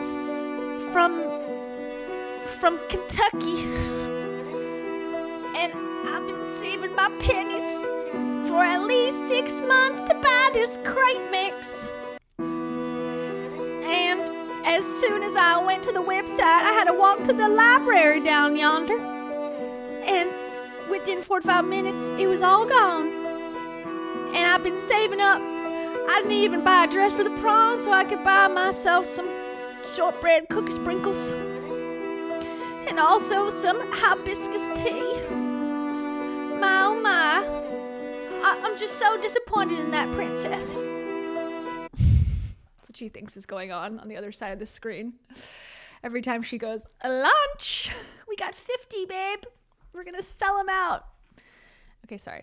Abby B. Thank you so much, Abby B. Abby B says, love the premiere of Love, Meghan. Thought I'd accidentally tuned into a hostage negotiation. Her friend was terrified of her. Are you talking about Mindy Kaling? Mindy Kaling apparently was on the show, and she's like, Meghan Markle, you've eaten at Taco Bell before? Or something along those lines. And Meghan's like, you know my name is Sussex now, right? And they decided to leave that in the show, which I find to be extremely odd. And very confusing. So, yeah, that's the show. Was it good? No. Was it good, though? No. Okay, I hear you. Okay, thank you. Thank you for your comment, Abby B. It does come with pressure, and all you can do is make the best decision with the information that you have, and that's what I've been doing. And to trust your gut. I think that's so key. It is key. Yeah. It is key. And it's hard to do, especially in the beginning when you don't have much information to go on. I think the number one thing that you have to do is, again, like you said, put yourself in the position of your customers and just listen to your intuition. Yes. It will never serve you wrong. So at least not in my experience. Yes. Well, and also trying to make sure you have all the metrics and all the learns that you can. But when everything sells out in 45 minutes, you don't necessarily get the same learns. You're like, okay. Yeah. So now minute number 5, this was tracking. Yeah, it tells you nothing. It's hard to learn from your business when it's like that. But really good problems to have, I think. Good problems to have, champagne problems, as they call them. Absolutely, and, they are. You know, the world is learning with me in real time. We're learning together. There are so many comparisons right now, right? It's like people are saying you're the next Martha Stewart, you're the next Gwyneth Paltrow. So 2 questions. How do you feel about that? But also, what's going to set this brand apart? Because you're in a very, very different time right now. Martha Stewart would take that personally. She would not like that, I don't think. It's a different culture. I think consumers are super, super wise. So, you know, I want to ask you those 2 things. How do you feel about it? I think that's very flattering. Those are incredibly successful businesswomen. So I don't take that lightly. That means a lot if there's any comparison made in that regard. And I also think it was really important to me. I remember where I come from, right? So I knew that I wanted things to be reflected in the same way that I put an outfit together for years, high-low. I knew I wanted this brand to be masstige. And to come out of the gate with something luxury didn't make sense to me. So the price point itself, with nearly everything being under $20, was key. I think that's a differentiator. Never sacrificing. I am surprised about that, to be honest. Her prices are fairly reasonable, which I'm shocked about, because I would imagine like Gwyneth Paltrow's products, which I do think she sees herself as a Gwyneth Paltrow, like, I don't know, 2.0. Because she had the same kind of blog thing that Gwyneth Paltrow had at one point, you know, where she was like giving tips or whatever, that became Goop. She had something similar. So I think she does identify with Gwyneth Paltrow quite a bit. But Gwyneth Paltrow's got like, you know, $100 candle, $400 this and that knickknack. So I am surprised. I think she might be doing it to ignore the like backlash she could get from having high prices. So I tend to appreciate the price range, honestly. Yeah, kudos if I had to pick a kudo, but still annoying person. Okay. On quality, being engaging in a customer service manner, I think is really important. But also, you know, the show reflects the spirit of what I ultimately want to put out in the world. And though they're not the same thing, and by design, look, the show and the brand are not named the same thing. Yeah. Smart, by the way. No, they're just not. They complement each other. They can talk in the same conversation, but they are not the same. And so knowing that I have a vehicle to be able to share the things that I love to do, and then a place where you can go and buy them if you don't want to necessarily make them on your own, feels like a very smart way to do the full and complete storytelling of what I'm after. So, you know, I feel flattered by the comparisons, and I feel excited that I'm sharing things that are important to me and how I would do things in my own home, and that I hope people translate that to theirs as well. No doubt. I would buy Republic of Tea and charge my friends and family extra on top. Given that the I like the no doubt. No, I love it. It's great. I feel it. I mean, I really do. I watched the show. I feel like Did you make very anything? clear. I did not make anything. I'm not going to lie. Do you cook? I am such a cook, like such a cook. But I cook, you know, it's like I don't have a lot of time to cook, but Yes, I I take understand that. time off. Like Thanksgiving, the 3 days running up to Thanksgiving, I cook for 3 days Do you straight. do Thanksgiving now that you've been here? like literally, it might be. It's for me. It's like Christmas practice. But it's also like it's like a Sunday roast in the UK. Exactly. Isn't So it? I'm an absolute expert of it. But I Yes. do like, you know, like an English-American mashup. So it's like, you know, I do Yorkshire all pudding. of I do like a Yorkshire pudding, and I do a roast potato, but of course I do, you know, like sweet potato pie. And I just learned what Yorkshire pudding was, and someone said it's like bread. How confusing of a name is that? Cancel me, my God. I thought I was pudding this whole time.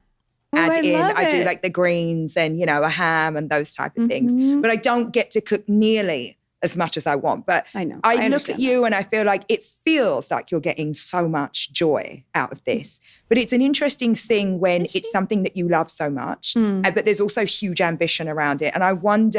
Just for Angela Arnold. Just for you. Wait. Where is it? I don't know. All my farts are gone. That's gross, TBH. I need to put my farts back on. I'm sorry. They're gone for now. You have leaky gut. But that's for you. They're going to be dropping some really powerful, amazing, life-changing shiz. Close enough. When you think about the way you set up this partnership, is that structure going to work for you as you go forward? Do you think there's a time you're going to have to go out and raise capital? Potentially. It depends on what we want the growth trajectory to look like. But I think, and all the contracts and logistics surrounding it have really set up what the future can look like together. And being mindful of the movements of that. There are a lot of surprises still with the series that we'll be able to share later this year. Obviously, season 2 coming. Pancakes and waffles next season. Oh my gosh, more batter products. I don't know. Again, like these vague terms frustrate me. It's like, I don't know how many products you have. That would be interesting. I don't really care that you have a contract to sign. It's all just like legalese where you're not actually saying anything. It's annoying. But I think what's really exciting about it is it's the evolution of the partnership that we've had with Netflix for so many years to now say we're doubling down in the growth of me as an entrepreneur and their support in that chapter. So I'm surprised she wouldn't partner with Tyler Perry, because weren't they like living at his house at one point, at his compound? I'm surprised she wouldn't make a deal with him. I don't know if he's got a distribution deal. Maybe he's got the deal with Netflix too. I don't know. It's huge. It's great. But yes, I mean, as we continue to grow, you might be looking to expand certainly globally. And if there's a raise that's involved in that, then I think we'll be in a really good position to do that. Yeah, no doubt you will be. I have absolutely no doubt in that. Thank you. When you think about the failure rate for first-time entrepreneurs, does that ever concern you? Have you even let your mind go there? I do not think about failing. No. You're not scared of failing? How can she fail? How can she fail? She's got a prince, okay? She's fine. She can't fail, really. And she knows that. She's giving softball questions. Do you ever worry about falling into a ravine? No, I don't. Anything actually a failure, ultimately, because you're going to learn from it no matter what happens. But no, I feel confident in what I've been dreaming up for so long. I feel confident in the partner that I have. And I feel really proud of the team that I have. So that's not an option. It's not an option. No. I love that you say that's not an option, because there's just such an intense narrative around everything that you do. I can't imagine not being a bit scared. Like, I'm always scared when I start something, but nobody's even watching me. Like, I get to fail in a corner on my own with your glass of wine. Okay, like, thank God nobody was watching that. But it's very different for you, and so I'm surprised that you say that. I'm not saying that there aren't moments where I don't feel scared. Of course you do, but as I've continued to say to myself, and whatever I'm going through, my faith is greater than my fear. I believe in myself. I believe in the team around me. I believe in our potential for success. Good for you. And is that the same metric that someone else is putting on it? No. For me, it would have been a huge success and not a failure if I was selling my homemade jams at farmer's market and I'd gotten a... Who believes this? Drop a fart in the chat if you believe what she's saying. Silence. Cottage license. I applied for that in the county of Santa Barbara, where you can literally go and yes, I was like, great. You can make the goods in your home and sell them. That would have been a success for me.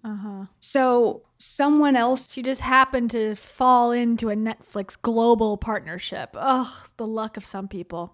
The sense of what that looks like is not necessarily what mine is. And that will continue to grow. But no, I don't. Even the way she just described that, like, I got my little license at the little Santa Barbara government. Like, she belittles it because it's beneath her. And she's like, I would have been happy with that. No, you wouldn't have been. And you're not fooling anybody. And that is someone's dream. And like, I don't like people are like, this little tiny thing that I did. It's like, somebody is actually making a career. Whatever. I'm just complaining now. Okay, back to it. I don't see the possibility of failure. Not when you can learn from everything that you've done. The way that you speak about both imposter syndrome and failure, because these are two things that, again, uniquely are in the kind of language of so many female founders. And they're real for so many people, and that's fine. But I do also want to demystify the idea that, like, we have to feel that we have to go around feeling really scared, and we have to believe that this is not a journey for us. And so I wonder what in your life and your history has got you to the point where you can feel like that. Well, I think words matter. And I think certain words and terms become very topical and trendy. and they just become part of the vernacular. Oh yeah, I believe that. Right? And at a certain What do you mean you believe that? It's not really up for. I believe that words do become popular. I believe that words can be used together to form sentences. I believe that too. I've always said that. point, you go, why do I keep reinforcing this idea? Because it's topical, right? And I ultimately believe the more that you can change your thoughts, you're going to change the things around you. So you're a big believer in mindset?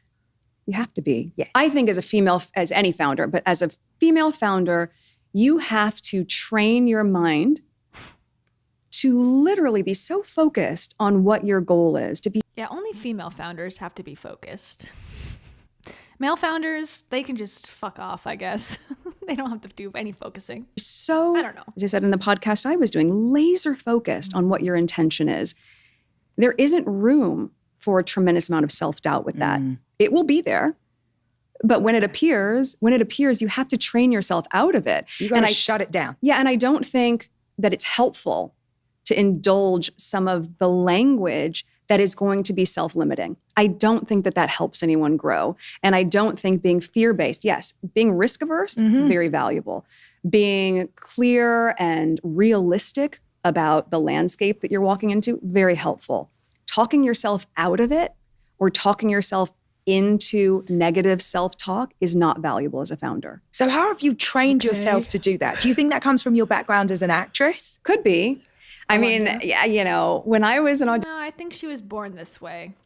I have a feeling she's from a different planet of galactic beings higher than humans. I have a feeling. She's probably a Pleiadian. auditioning actress, and this is well before Suits. You have to think, at that time, there were certainly not a lot of mixed race parts. Really? No. Really? No, there weren't a lot of, if I was going in for an audition, it was either, you have to remember, this was a very different time than it is now. She's not that old. And also, at least in news, okay, this is going to sound brash perhaps, but it's true. The more culturally neutral you are, the better. Like, those are the people who get the most jobs, because it's like, it's same with commercials. Like, culturally ambiguous people tend to get a lot of jobs, like in, I don't know, by acting might be different, but like in media, because it's like, oh, well, the demos, so Hispanic people might think that the reporter is a, Hispanic person, and they might also think the Asian population might think she's Asian, so they want to like be ambiguous. It is true. They really do talk about that in school. Like, hey, you have an advantage if you look like you could be multiple races. But I don't know, maybe in acting, I don't know what she's talking about. I don't know. People make up shit all the time. Like, back in 1999, they just didn't. It's like, is that true? I'm taking your word for it, but I don't know. Anyways. It was Girl Next Door. That was typically blonde-haired, blue-eyed, and a certain look. Fair. But because I'm half white, I would also be submitted for those roles. And then if it was a character that had any sort of ethnicity, there was always a bit of a edge to those characters, but I'd be submitted for those roles. And I also, to a lot of people in casting, they thought, doesn't that mean you had more opportunities? It was really hard for me. I had double the interviews and the auditions than most people. It was really hard for me. Okay. I was Latina. So I share that because, and I've shared this before, it was a numbers game. If I'm only up for 10 parts, that could be 10 no's. But if I'm up for 30 parts, because I can fit into so many different rooms, that could be 30 no's. That is a lot to chip away at your self-esteem. Am I missing the point of this story? Like, oh, I had so many opportunities. So many, she's like, negative mindsets are the worst mindsets to have. When I was auditioning and had 30 opportunities, I could be told no 30 times, and that's bad. It's like, that's one way to look at that. Or you had 30 chances more than other people get. But okay, whatever. That is really hard. And I think so much of that, like I went through my chapter of self-doubt as an auditioning actor and beyond that. And when you're so consumed with what everyone around you thinks of you, that can be a really hard way to live. So I think as I've gotten older, certainly in my 40s and as a mom, you want to set the example for what your children are going to think about themselves. And that you can't have an imposter syndrome around. No way. What is she saying? I missed the point of what she was saying. I don't get it. I don't know what that whole point was. What would her children take from that? Don't try as many times because you might not be rejected as many times. You have to be so authentically the role model and the example of confidence, self-forgiveness, kindness, fun, all of those things. Like, you can't fake that. You want to model that for them. So all of that really shifted in the past 6 years of becoming a mom for me. Yeah, no, I really understand that. And I think that you're completely right. Are there practices that you have to tune out self-doubt? Like, are there things that you do in your day? Oh, I wish I could say that I meditated every day. Or I don't. And then when I say to someone, like, I don't have time to meditate, they say, well, you should meditate twice as long. Then that's really a cue that you need to do it twice. I would love to take my own advice and say meditate. I don't. I jump right into things. I will always phone a friend when I'm having moments. And I'm very fortunate to have a lot of female friends that are founders who have been through some version Are you calling on them? Of course. Yeah. I'm so lucky in that. Name one. Regarding, oh my gosh, guess what just happened? They go, that's totally normal, Meg. Totally normal. Just power through it. So talking to someone who's been through it and is on the other side of it with tremendous success is valuable, to get a mentor. But no, I mean, I try to hike. I try to connect with outdoors. I definitely make time for my children. I make time for date nights. You have to make time for balance. God. It's a perspective. You can be so in the weeds of building a business, but you have got to find a moment to look up and see that there's a lot more going on around you than just that. You have to. Otherwise, I think your judgment. I need to see this. I'm going to look for this. That sounds interesting. Is skewed. Hey guys. What is she selling? There's nothing I love more than an early morning workout. And after that, I'm a girl that is always looking for her next protein fix. Protein. Cookies. Transform powder. Oh, another one. She looks like a different person. I'm like, who's this? Her sister? She's got different hairdo. Oh, different shirt. Looks like a different person again. Okay. Back to it. Hack to it. That are transferable into this new entrepreneurial world that you're in. Of course. I mean, again, having a thick skin, partnerships and the value of, having great relationships when you're building certainly lots of different SKUs is key. And so a piece of advice I was given years ago as an auditioning actress was, don't try to book the part, book the room. Meaning it doesn't matter if you don't get that role. You might not be right for it. You might remind the director of an ex-girlfriend that broke his heart. It could be any number of reasons. It's not about the part. You're going to see those producers and those casting directors at so many other opportunities. Book the room. Let them see that you're talented. Let them see you have something to bring to the table. Treat them with kindness. All of those relationships end up. God, this is so wise.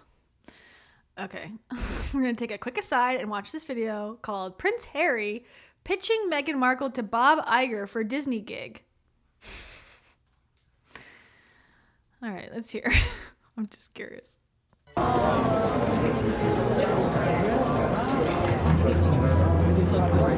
Prince Harry caught on camera touting his wife's voice acting skills to Disney CEO Bob Iger. It happened at the Lion King premiere last summer in London. Meghan was just steps away talking to Beyonce and Jay-Z while the prince made his pitch. What a hug. Jay-Z, what are you doing? While the prince made his pitch. He's like, I'm not allowed to touch another woman. Beyonce is like, I'm watching you. I'm monitoring the situation. You better not touch her skin. If you do, I will scream at Bob Iger. Look, he didn't touch her at all. He's like, literally, I mean, I guess that's respectful, I suppose. Maybe you're not allowed to hug a princess. I don't know.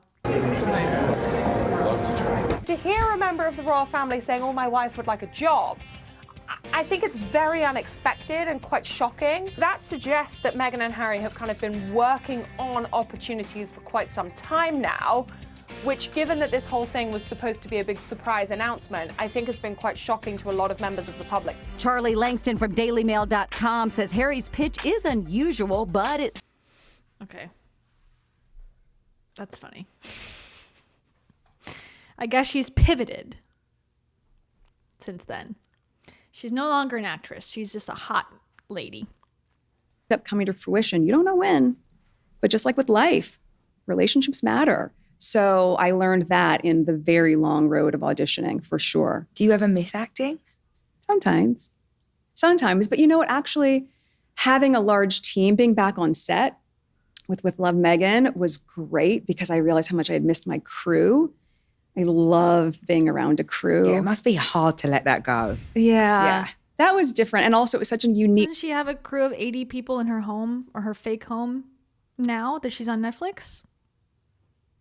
Or no, I guess? Whatever. time because we couldn't say that I was leaving necessarily. It was speculated. So after 7 years on the series, we couldn't have a going away party. I couldn't say my goodbyes. Oh, in the that's so same way. sad. I know. Why? So if my crew's watching it, I've missed you guys. I wish I could have said bye. Do you miss them? You must do. Oh yeah. We work with people You're for like a 7 family. years. Yeah. For 7 years, that's a really strong connection. And I loved the crew. So I think for me, having the series, even though it wasn't scripted, was really great to get that piece back, but then also building my own business. You have a team. And that's really what I was craving as well. Yeah, no, I can imagine that. Yeah. I wanted to ask you a little bit about the public narrative, because when you sign up to be an actress, you know that people are going to start recognizing you. They're going to start speaking to you on the street. But that's very different from what you have now. It is, Emma. It's very different. No shit. I wonder, and listen, I want to say this to you in the best way, because I wonder if you could rewrite your public narrative from scratch. Is there anything that you would do differently? No. Yes, I would ask people to tell the truth. You're very measured about it. I mean, I feel like, I don't know, I'm such a hothead. Are you? What's your sign? I'm a Libra. But I know, and Libras. it's like, I don't know. I don't know. Maybe I'm just a bit, ghetto with it, like a little bit hood. I would just get so angry if I felt like everyone was lying about me all the time. Like, don't you ever feel like just being like, just leave me alone. Like, let me show you. Here's the thing that I think. It's like, I guess, I don't know. They always say like, oh, people are lying about me. It's like, am I lying right now that I'm like, she gives off weird vibes? Like, how was that a lie? That's my opinion. No one has to listen to it if they don't want to. Who am I to say anything? Like, you can take it or leave it, as all things are. But like, I don't know. Like, what are I guess I'm missing like what the lies are, maybe with the royal family stuff. But like now that they're out of it, like what lies have come out? They don't go into detail. It's like, she's unrelatable and she's fake. Yeah, that's an opinion that people have because she gives off that vibe. I don't know. How is that a lie? Is there a part of you that ever is just like, just leave me alone? Peaks and valleys. Peaks and valleys. No, I mean, like, very elegant. But it's true. Of course, I've gone through those chapters and you do a lot of work. You do a lot of self-work and go, what's the why? It's happening for a reason. And my dear friend Serena, who I'm sure you know. I love Serena. She's like my girl crush. Talk about successful entrepreneur, by the way. Oh, yeah. Yeah. She, Who? Serena Gomez? She's doing so well. She's killing. I mean, she's literally, it's amazing that she can have like that type of career and then this type of business career. I don't even know that people fully have grasped like how. So who? Serena Williams, I'm assuming? Can you give her a last name? Because she's not like Cher. I don't know who you're talking about. Successful she is. But also translating knowledge from the court and being dedicated and all the things to another avenue. It doesn't mean that you have to stay in one lane for your whole life. It means that you can translate those skills somewhere else. That's probably part of the magic. But she told me years ago, a lie can't live forever. 8 years is a long time. But well, maybe it's not a lie then. Not forever. So how do you walk the line between owning your own narrative and feeding the frenzy? Because again, when you have a business, you need to go out and promote it. You need to go and do, whatever it is that you might need to do. Speak to the media, turn up at a retailer convention, like whatever it might be. So how for you are you able to toe the line? I think it's a fine line, but it's also setting up boundaries, which I would say to anyone, no matter what you're going through, what your experience has been. You set boundaries of where you're comfortable, and it's okay to say no. It's okay to say, I'm not comfortable answering that. It's okay to pivot. Oh, yeah. And to really get to the place where you don't feel as though you have to explain yourself.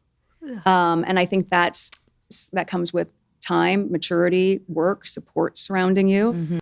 Okay, here's my thought about athletes becoming entrepreneurs, duchesses becoming entrepreneurs, whatever. It's the same as having money at the beginning. Like if your parents set you up with money, making more money is going to be way easier. If you have success in one arena and have public interest in your life as a person, you're going to have way more luck and a better shot doing something else. Like Serena Williams has so much name recognition that she can go and do something else and she's probably going to be successful at it. And she's got the money to try things and fail at things and try again. So that's the difference. It's not like some people are just born gifted and they're just gifted at everything. It's like if you're born into wealth, you'll probably most likely stay in wealth. And if you're born poor, it's going to take a lot more fucking work to get up there to where these other people are. And that's the unfortunate truth of the world, unfortunately.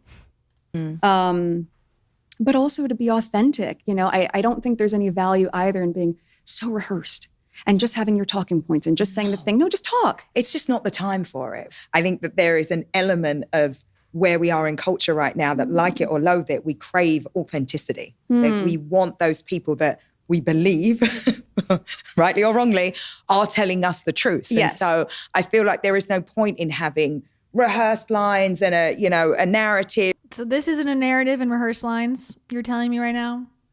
Emma, you're telling me this interview is not rehearsed on Meghan's part at all and not preconceived by a PR firm? Okay. If that is like, fully, written out that isn't your own, you have to be authentic. Just be authentic. Did you see my baby mama dance? I mean, stop it. First of all, can I just tell you the timing of that, we maybe watched it like. Yes, so authentic. That was her setting up the camera and dancing in the hospital. Social media trends, so authentic. I always say that. 20 times yesterday. And I was like, is that her? Oh my God. Is that Prince Harry there with the fingers and the... I was like, okay. Yeah. Okay. Meghan and Harry, let's go. Come on. That video is like so 2015 coded. It's not even funny. She's like 10 years late to the trend. And also, how does that make it authentic? You were dancing to I don't know. Okay, I'm not convinced by that. Go. But I think that's you, right? Like that's you in a way that we kind of haven't been able What do you mean? This is you. It's her going like this. Oh, that's so you. Oh my God, I really understand you now. I want to buy your tea. I don't get. And people eat this shit up. They eat it up. They go, I know her. Oh my God, she's so authentic. She's just like me. She dances. It's like, what are you? Seek help. To see you before. And I did like a little secret cheer because I was like, well, that's what I kind of want to see from you. Like I want to see that happiness and that honesty and that like, I don't give a fuck. But also, by the way, that wasn't yesterday. No, that was 4 years ago. Everyone knows the realest videos happen 4 years in advance. Everyone knows you're being real if you post staged videos 4 years later. That's the realest you could be. Okay, I'm going to keep playing it. But so it's also a really great reminder that with all the noise or whatever people do, there's still a whole life, a real, authentic, fun life that's happening behind the scenes. I'm just grateful that now, being back on social as well, I have a place where I can share it on my own terms. On your own terms. And that's really, really important. You've really embraced social media. Do you enjoy it or does it feel like a bit of a drag? No, it doesn't feel like a drag. It feels liberating. I have to look, again, what was my intention? I came back, started the account in January of this year. Was it only January? Yeah. Oh. The last time I was on social, Boomerang was around. Oh, Lord. It's been a minute. There was no stories. All of it's new. There were no gadgets where you could have a little tripod that I'm sitting. You should see me sitting there trying to figure out the magnet on it. I was like, oh, okay. Yes. And figuring I don't have key lights and I don't have all this business yet, but I don't know if you need it. I think if part of it is just being able to authentically share in real time the things that are happening that I think someone might be able to laugh with or enjoy or be inspired by, then I want to do that in a way that feels like I can still have my hands on it and not be overproduced. But are you thinking about it in the way that so many of us do as also a business tool? Not for my personal account. Really? No. For my personal account? Yeah. No. Well, that's the one we're all following. Well, good. That's a the lot one of you're that we're following like, as ever. just too. dropped. No, I think for me, it was a great way to Amazing.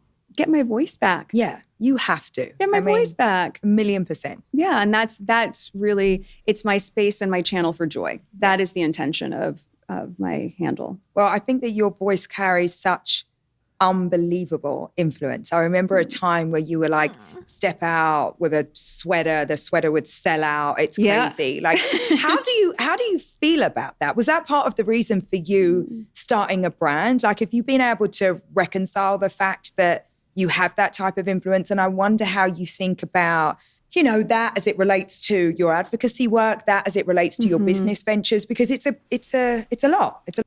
You guys don't think that was the most authentic video you've ever seen in your whole life? And it was definitely just very authentic and candid. And there just happened to be a candid camera in there. And then she just posted it because she just wants to share her authentic story. How dare you even question that?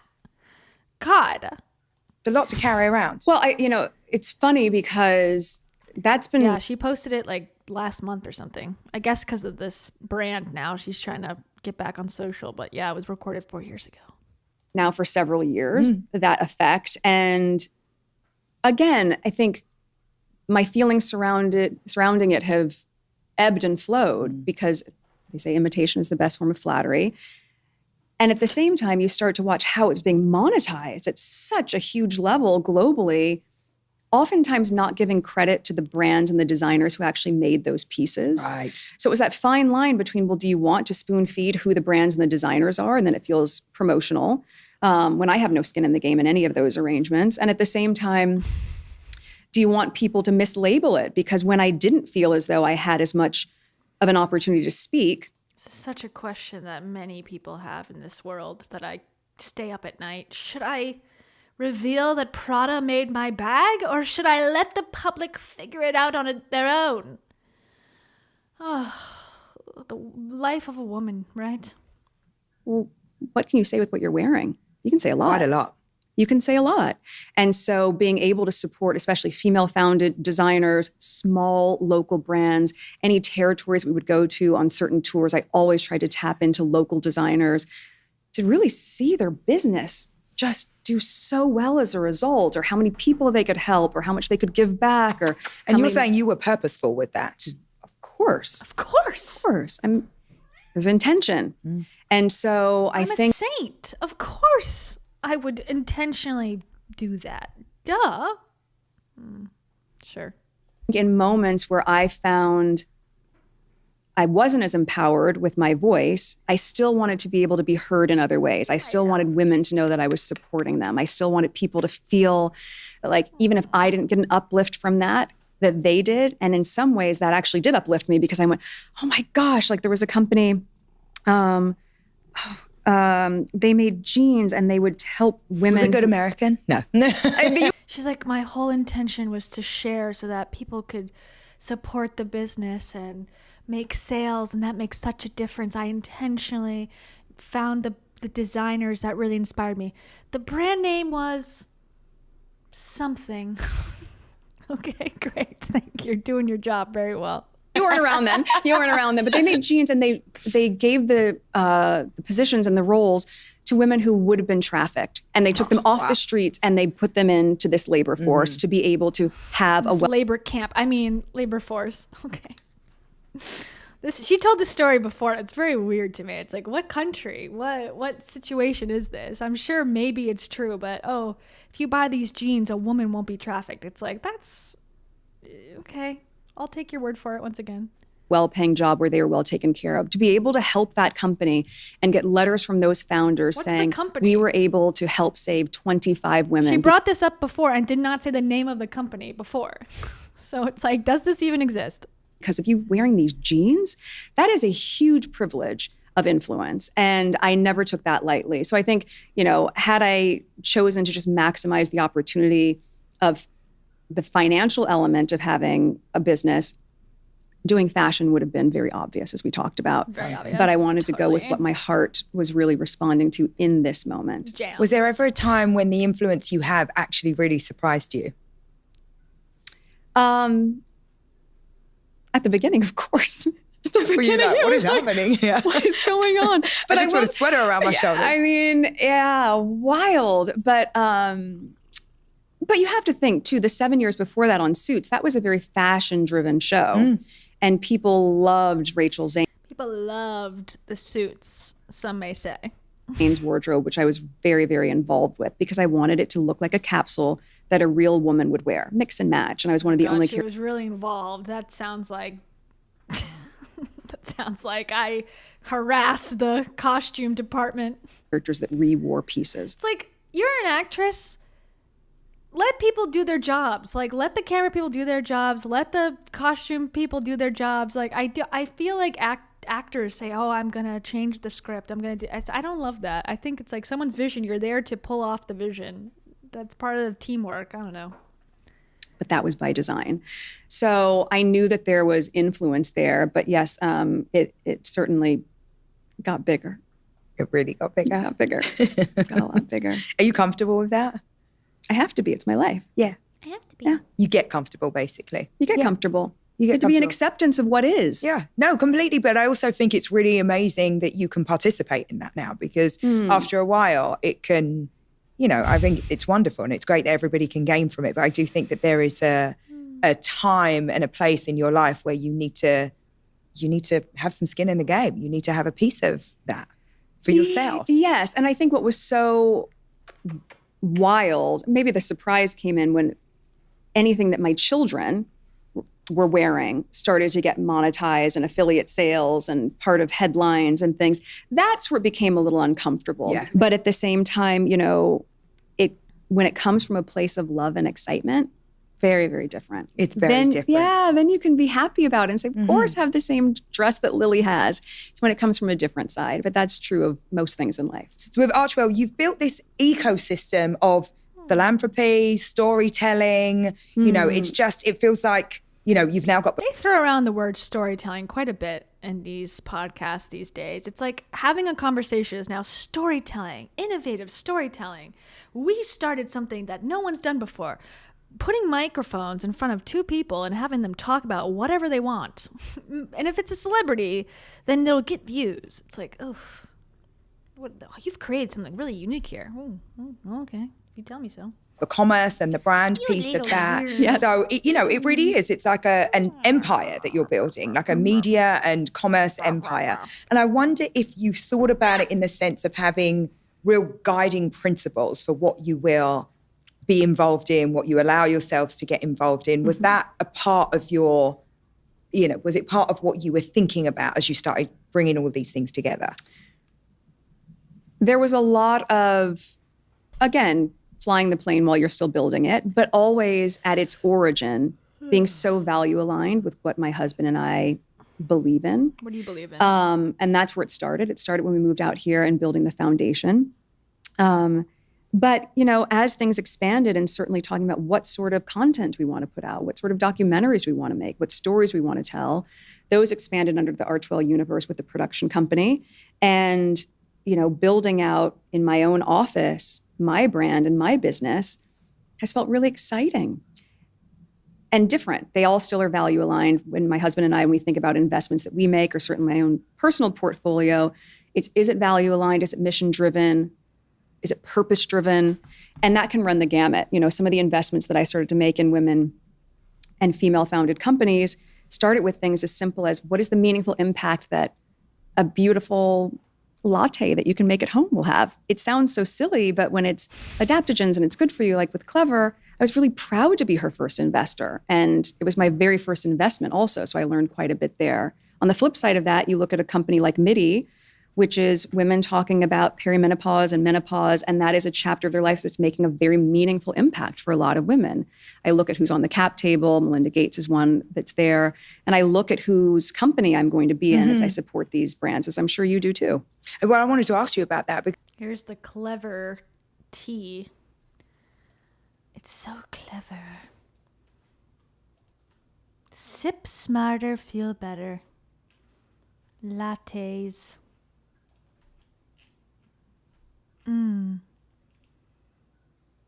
Oh, Dr. Mark Hyman and Oprah. I'm out. No, thank you. because I feel like investing is so different from everything else. And I wonder, it's very clear to me that you've got a lot of principles around who you're backing. But is there anything else that you're like, are you out there specifically looking? Are things coming to you? How do you think about that side of your business? Both. I'm looking at what comes through organically, not just through the people that can help put the portfolio together, but friends that are in VC, female founders that you're sort of tracking and saying, what are they up to next? Really interested in fintech. I also, I think financial literacy for young women especially is just so important. And so from my standpoint, not leaning away from things like. So what's a fintech project that you agree with? I'm curious what she thinks fintech is. Like that might not be as trendy or topical to talk about, but they are vital. So I look at things where that's going to Like what? I love like money with Kate, and I like money for couples too, even though like it's geared at married couples, but with Ramit Sethi, and it's like very gender neutral. It's like, okay, I'm interested to hear about women's finances. I don't quite think it should be different than men's finances. I think that it is a gender neutral topic. It could be, at least. I don't know. I guess there's some things that could be female focused or whatever. I love the financial diet also. Great content. But like, what is she talking about? Like Acorn app or something? Move the needle for young women and their education and what they can have access to and feel a lot of growth from in a substantive way. And at the same time, where can you find some fun and playfulness? Where can you take some bets and say, it's not just about the brand. When I think about investments, it's about the founder as well. I really need to believe in the people that are driving that. So important. It's so important. And I watched your episode of Shark Tank, and it's really like that critical thinking that has to come in when you are talking about real capital that you're going to put up for someone else's dream. You have to entrust that they are going to bring that dream to reality responsibly. Yes. Well, this is also your money. It's not monopoly money. Right? It is not. This Exactly. is not monopoly Yes. money. This is real. Yes. And it really, I think, changes how you explore. You can have an incredible concept in front of you, but if you don't really firmly trust and have incredible confidence in the people that are running it and have brought that vision to life, it's not going to work. So there have been a lot of opportunities that I've had to say no to based on that. And at the same time, that there's so much creativity out there that I want to find the person and the people that are working quietly behind the scenes and then help maximize that for them and put a huge spotlight on that for them to see them go and change their family's life. And it really is about changing their family's life. I mean, when I think about investing, that's why I was asking you about your principles. I have like What are her principles? Female? Okay. I guess that is a principle, I suppose.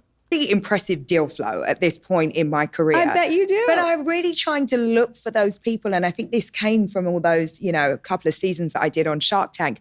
But I'm always looking for people that I don't think would get the funding elsewhere, because I've been in those rooms. It wasn't so long ago when I was trying to raise money for businesses myself and really getting the feeling that I'm walking out of here with nothing. Like, these people don't understand what I'm doing. They don't understand me. I don't sound like they want me to sound. Like, it's just, I don't have the educational background. No. But, at some point when you don't have anything behind you, it's very, very difficult. And so for me, it's always about finding these founders that I think they are not going to be able to walk into a room and walk out with the check. And so when you think about investment principles, are there reasons? Because again, there's such a thread running through everything that you're doing right now. And is this following that same type of trajectory of everything else that you've got going on? I think everything that I am working on is an extension of me. It's an extension of my personal taste. It's an extension of my values.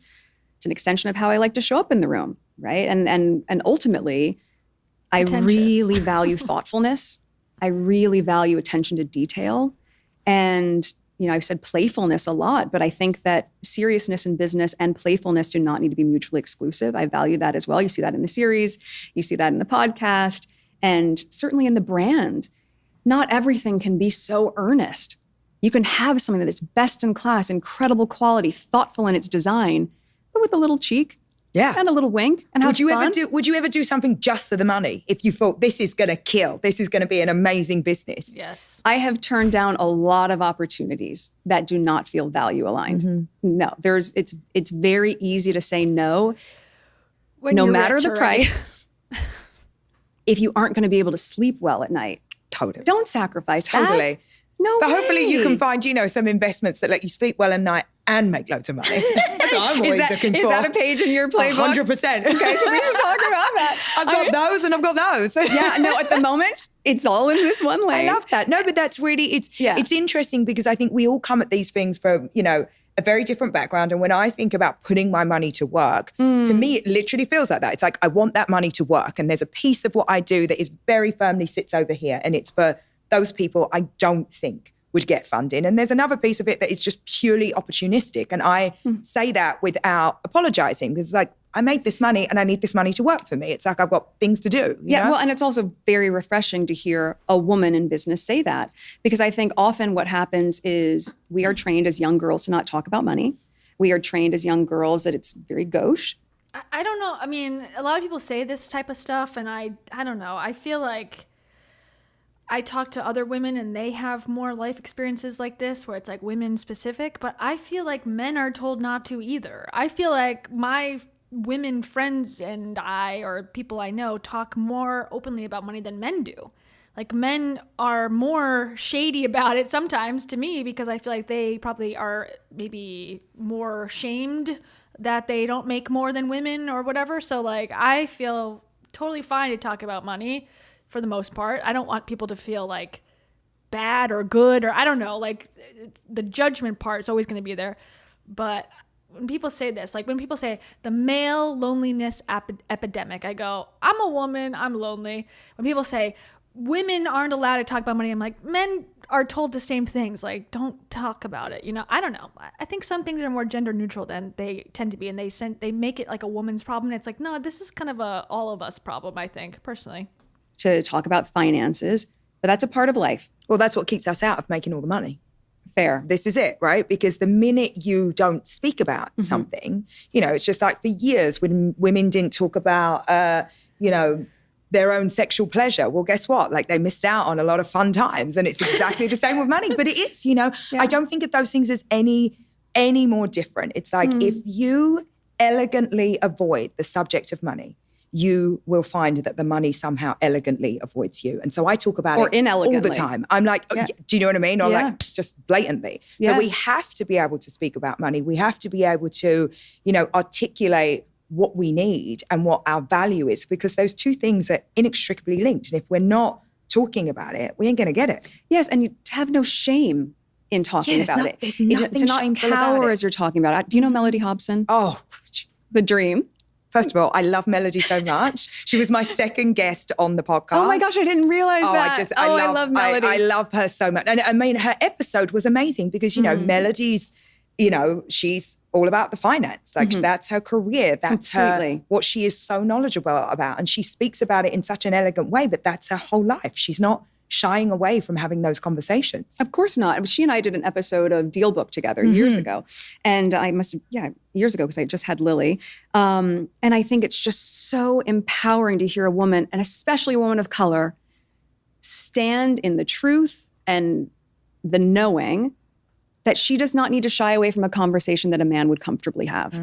And ultimately, especially... See, I don't know if that's the correct assertion. I don't know. Maybe these men talk in locker rooms without me there and I would have no idea. But are men, let me know, men in the chat, are men just openly talking about money? I think it's an awkward conversation for everybody.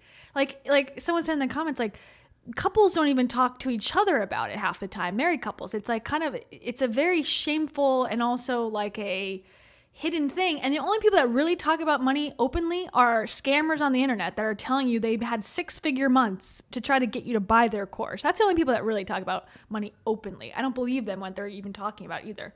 Or people trying to say like, oh yes, in a job interview, like I don't think most people are publicly just discussing money, or men are publicly talking about these things. I think it's a problem overall. I could be wrong. I don't know. I just feel like this is a wider issue. It's about and to be fair, like if people told me that they made a lot more money than me, I'd be very upset, to be honest.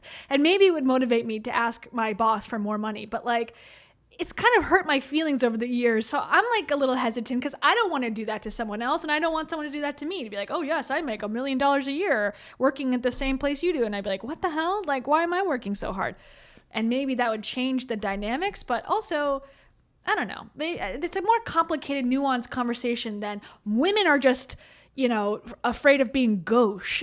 That's not it. I really don't think that's it. But maybe I'm wrong. Who's to say? Especially as moms and as working moms, you want that to be part of the modeling that you do for your daughter and your son.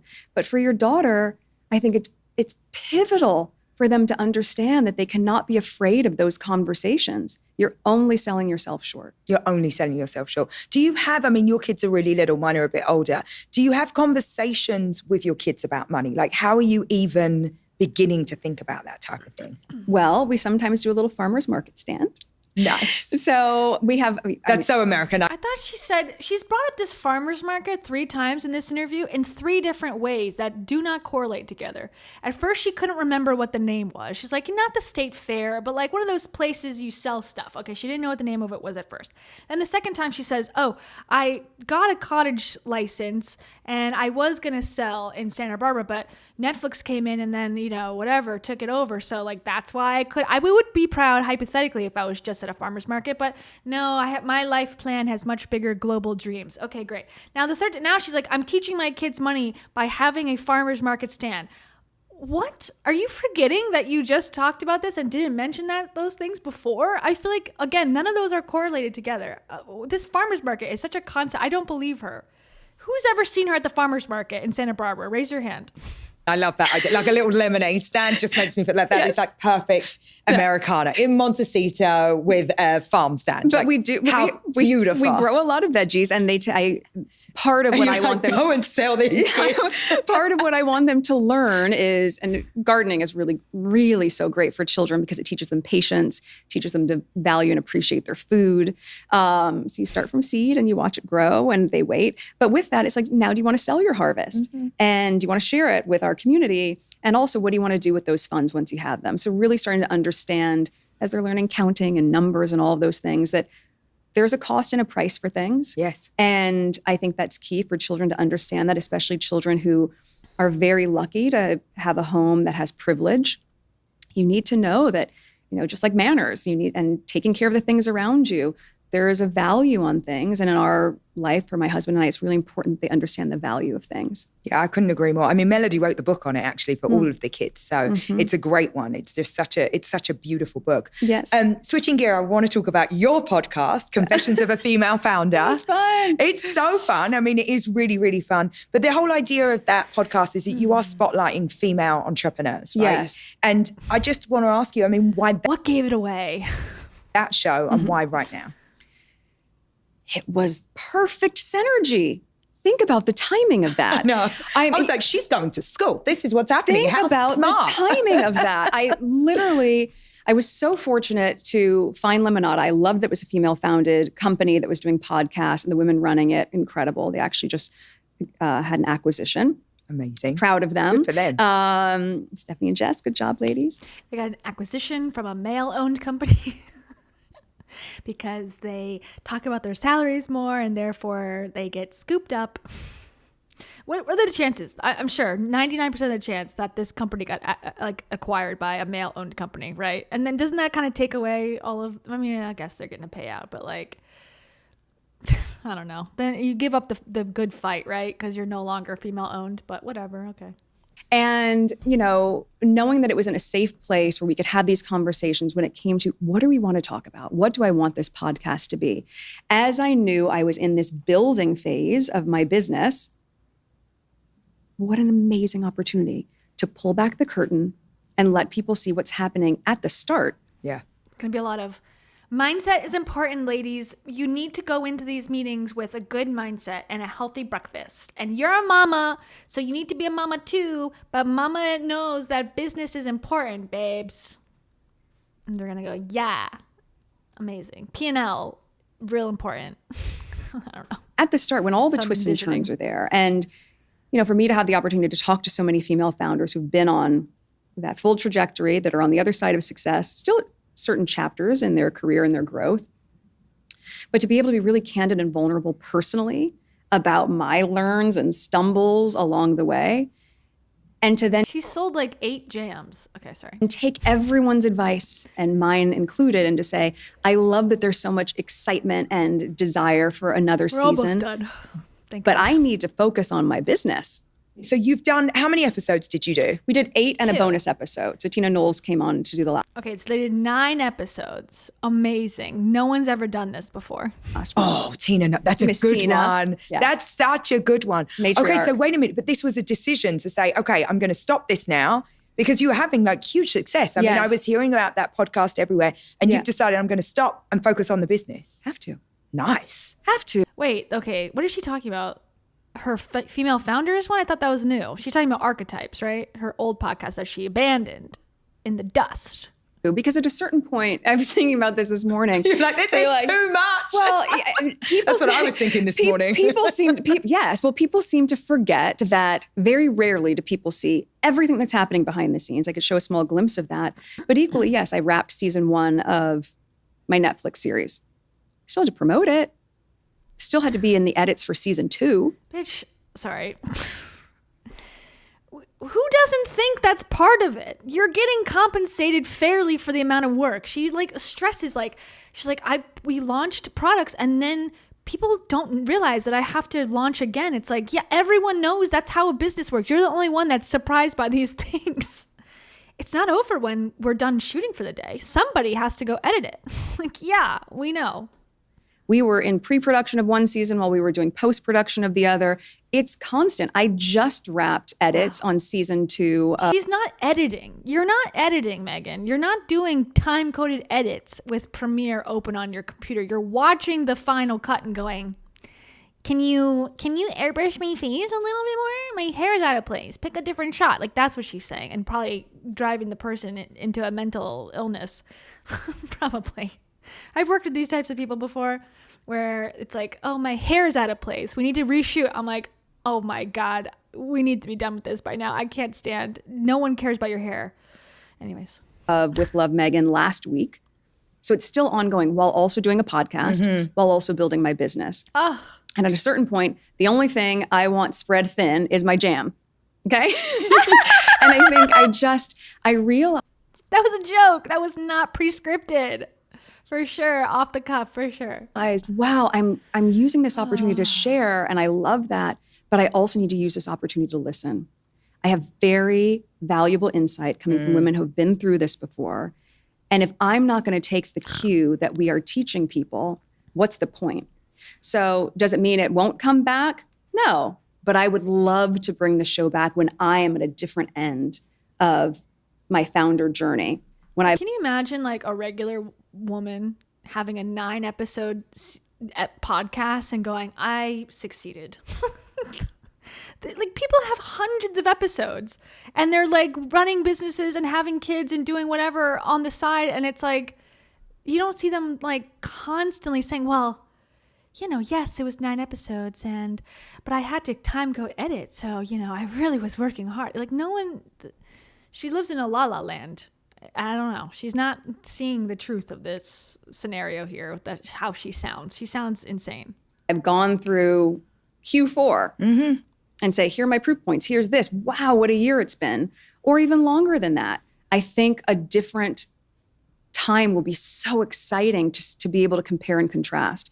But yeah, I know people want another one. I just made a choice to say, it's a really good time to put all of my energy into the thing that I'm building. Well, I think that focus is an absolute necessity when you want to be successful, right? Yeah. Like just doubling down and being excellent at what you're trying to do is just one of the most simple and powerful things that you can do in business. Like just giving everything to one thing. And it's so difficult when you have so much opportunity, right? When seemingly everything's coming at you and you know, it's like you're the hot girl that's out there and you have a lot of opportunity. It's hard to say, no, I'm going to put this thing first. Were there things from the podcast that you have taken like straight into your business? Yes, again, this idea, and we talked about that earlier, that someone else's urgency is not my urgency. Most of the women that I spoke to are working moms, and this is That's a big deal. Yes, and this is such a key age. I don't want to miss a moment for my children. And I love that I can do drop off and pick up at school and do meetings in between and go to Disneyland for 2 days, as we just did, and volunteer to serve hot lunch at school or be the chaperone for the kindergarten field trip. So good. You're making me look so bad. No, stop that. I never volunteer. Well, you can start. No, I cannot. I don't want to. Well, then you're listening. Well, she doesn't do it either, so don't worry about it. She's just lying. She's just saying she does it. She's like, no, this is all hypothetical. I'm not actually going to kindergarten. Okay. So here's the podcast drama, allegedly. Earlier, this is back in 2023. So Harry and Meghan made a mutual decision to part ways on their $20 million exclusive Spotify deal. However, despite the microphones being put away, the noise inside Archwell Audio still seeps out in the form of drama and rumors. Spotify announced that the former royal family members signed an exclusive deal with it toward the end of 2020. With Archwell Audio, their goal is to create podcasts that's centered on uplifting voices through shared universal values, whatever that means. What are those universal values? We'll never tell you because we're only doing 9 episodes. During their time with Spotify, they released 2 podcasts, a holiday special and Archetypes, hosted by Markle, which discusses stereotypes against women that featured guests like Mariah Carey, Mindy Kaling, Paris Hilton. However, just a little under 3 years after the announcement, Archwell Audio is splitting from Spotify and reportedly searching for a new home for its audio projects. As Markle and Prince Harry try to figure out their next move, we're still trying to figure out what in the past 2 years led to all this. Thankfully, we've compiled all the Meghan Harry Spotify drama. Okay.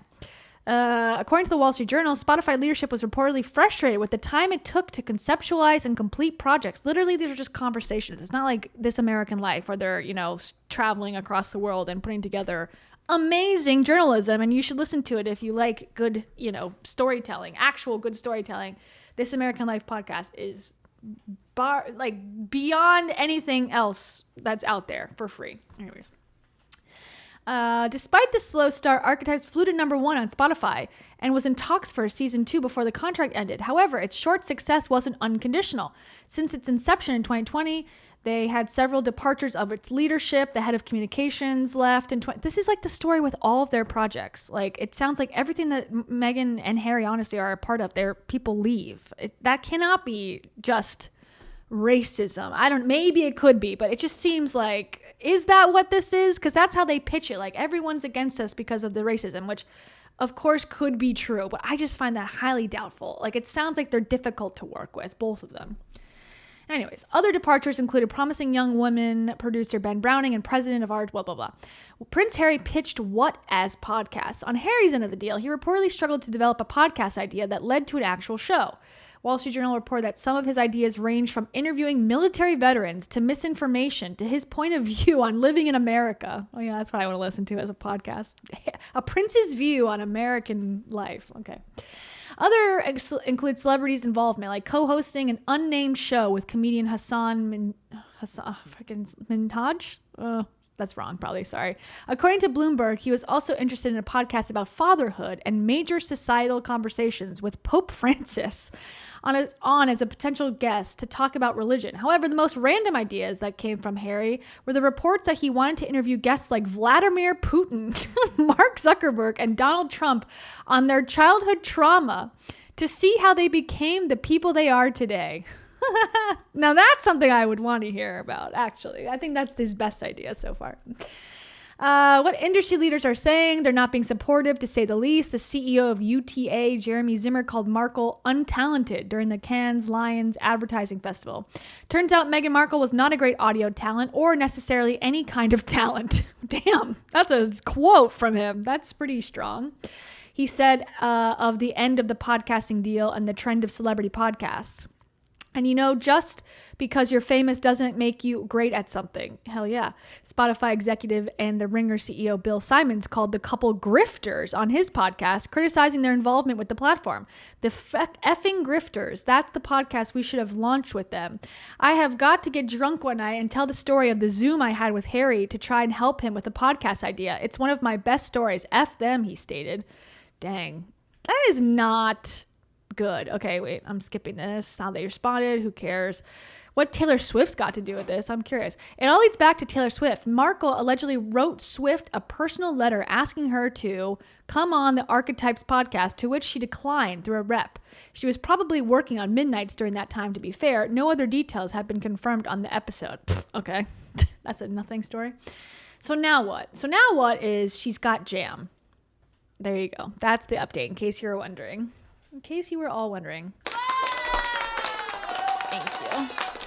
But you know, this is, and I think that this is a really important point, because people often say to me, you know, Emma, like, is it bad that I go and drop my kids every day? Is it bad that I want to volunteer? I'm like, no, you have to do what you want to do. What feels right for you. You have to do the thing that makes your heart sing in the morning. For me, it's like, I don't want to volunteer, so I don't. But there's lots of other things that for me are just non-negotiables, right? It's like, I like to put my kids' outfits together. I'm crazy about their packed lunches. Now, I don't pack them, but it's like, I know what's in every lunch every day, because that's just... Yet. The power of yet. They have not collaborated with Jay Shetty yet. No, you're right. That's shocking to me. They must have some sort of collab at some point. They must have. It's the type of person I am. I so love you have packing to the choose. lunchbox. You do? Yes.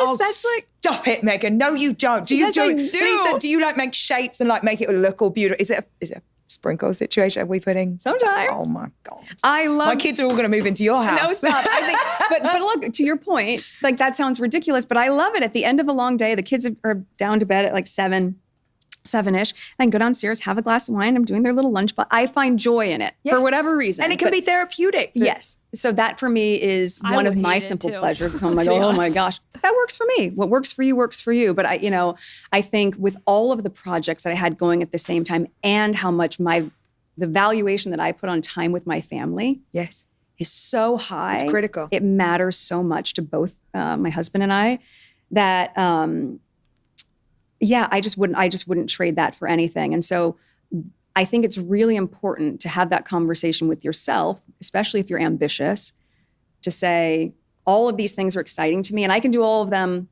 well enough. Mm-hmm. But can you do all of them exceptionally well?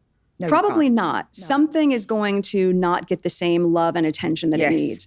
And so to be able to say, what's my focus right now? My family always, and growing as ever.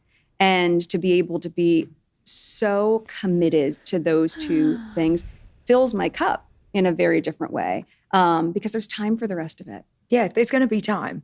Yeah. There's nothing in you, though, that's like, there's like this little thing over here that I could possibly do, because I struggle with that. I love starting new projects, and a new project for me, it's like very, very, very hard to turn down. Yeah. So, and again, I say the same thing to you. It's like when you have so much opportunity, it must be difficult to just go like, that's not a priority. I mean, I love the creation stage. Mm-hmm. So yes, now that I can see with more dedicated focus on the brand, knowing our trajectory, looking at the business plan, being able to pinpoint where these key moments are going to be, I can also very comfortably say, as this continues to grow to where I want it to scale, what's my next thing going to be? Mm. Because that dreaming phase and daydreaming, key. It's really key, I think, to keep your creative juices flowing. And that doesn't go anywhere. And I think a lot of that is what I'm excited about. The hedonic treadmill, such a great thing to get on with your life. Never satisfied. Okay, sorry. For the next phase. What's the common thread as you were going through Confessions of a Female Founder? What do you think the common thread was with the entrepreneurs that you interviewed in terms of like successful They all have periods, it seems like. It's crazy that's what they all share in common. founders, the way they think about strategy? Did you find anything that you were like they all have this? They all, no matter their background, they all were incredibly focused. They all have regrets. They all have regrets. Most of them regretting not Very specifically female regrets. Men don't regret either. spending more time with their family. Or taking things personally. A lot of them That's a talk big about one. that. You know, Do you do that? taking things personally? Never. Yeah, of course. I'm human. She is. And that can be really hard. So you can do all the practices and things that you want to do, but at the end of the day, you're still human. You're still going to cry. You're still going to take something to heart, especially if you've poured so much of yourself into it. Yeah. You know, when I want the jam spread thin, I mean spread thin on toast. Yes. Right? I mean, Yes. I want everything that I'm thinking about that I have poured my heart and soul into. It's not just jam. Could I just go and make a preserve somewhere and stick my name on it? Of course. Isn't that what she did? That's been proven in the press. Isn't that exactly what she did, actually? Cell phone. Not what I wanted That's to not do. So I loved that it was winning all these blind taste tests. And I loved that people loved it. Oh, I was making that in my kitchen. That's how you'd feel if you're at my house. Thank you. It works. And so if there's some hiccup along the way that doesn't land in the same way, even like in a small internal team on how it's tracking, I go, well, okay, whew, all right. I was really excited about it, but let's think about how we can make this something that really works at scale, because I don't want this to be a niche product line. But yes, taking things You don't? You're selling flower sprinkles. Come on, get a grip. personally is a human reaction. Yeah, you know, it's so interesting because the more I am doing this podcast, and it's interesting because it seems to be just the men, they talk about how much fun they have, like in the deal, in the failure, but like they're just like, that's fun to me. Like not like in the, They're lying. I'm having fun doing my business day to day, like the hard stuff and how fun that is. Wow. And I think that to me, it has, it's just so interesting because as women, we tend to take things so much more personally. And that means when things don't go well, or when you have those inevitable failures, or when, you know, like whatever, like it doesn't, you have a bad drop, you have a bad product, you have something that kind of, you know, shit hits the fan, whatever it is, that becomes about us. And I feel like I've trained myself to say, like, that's not me, that's that thing, right? It's like that thing didn't work. It's not like I didn't That's work. good advice. I couldn't make it happen.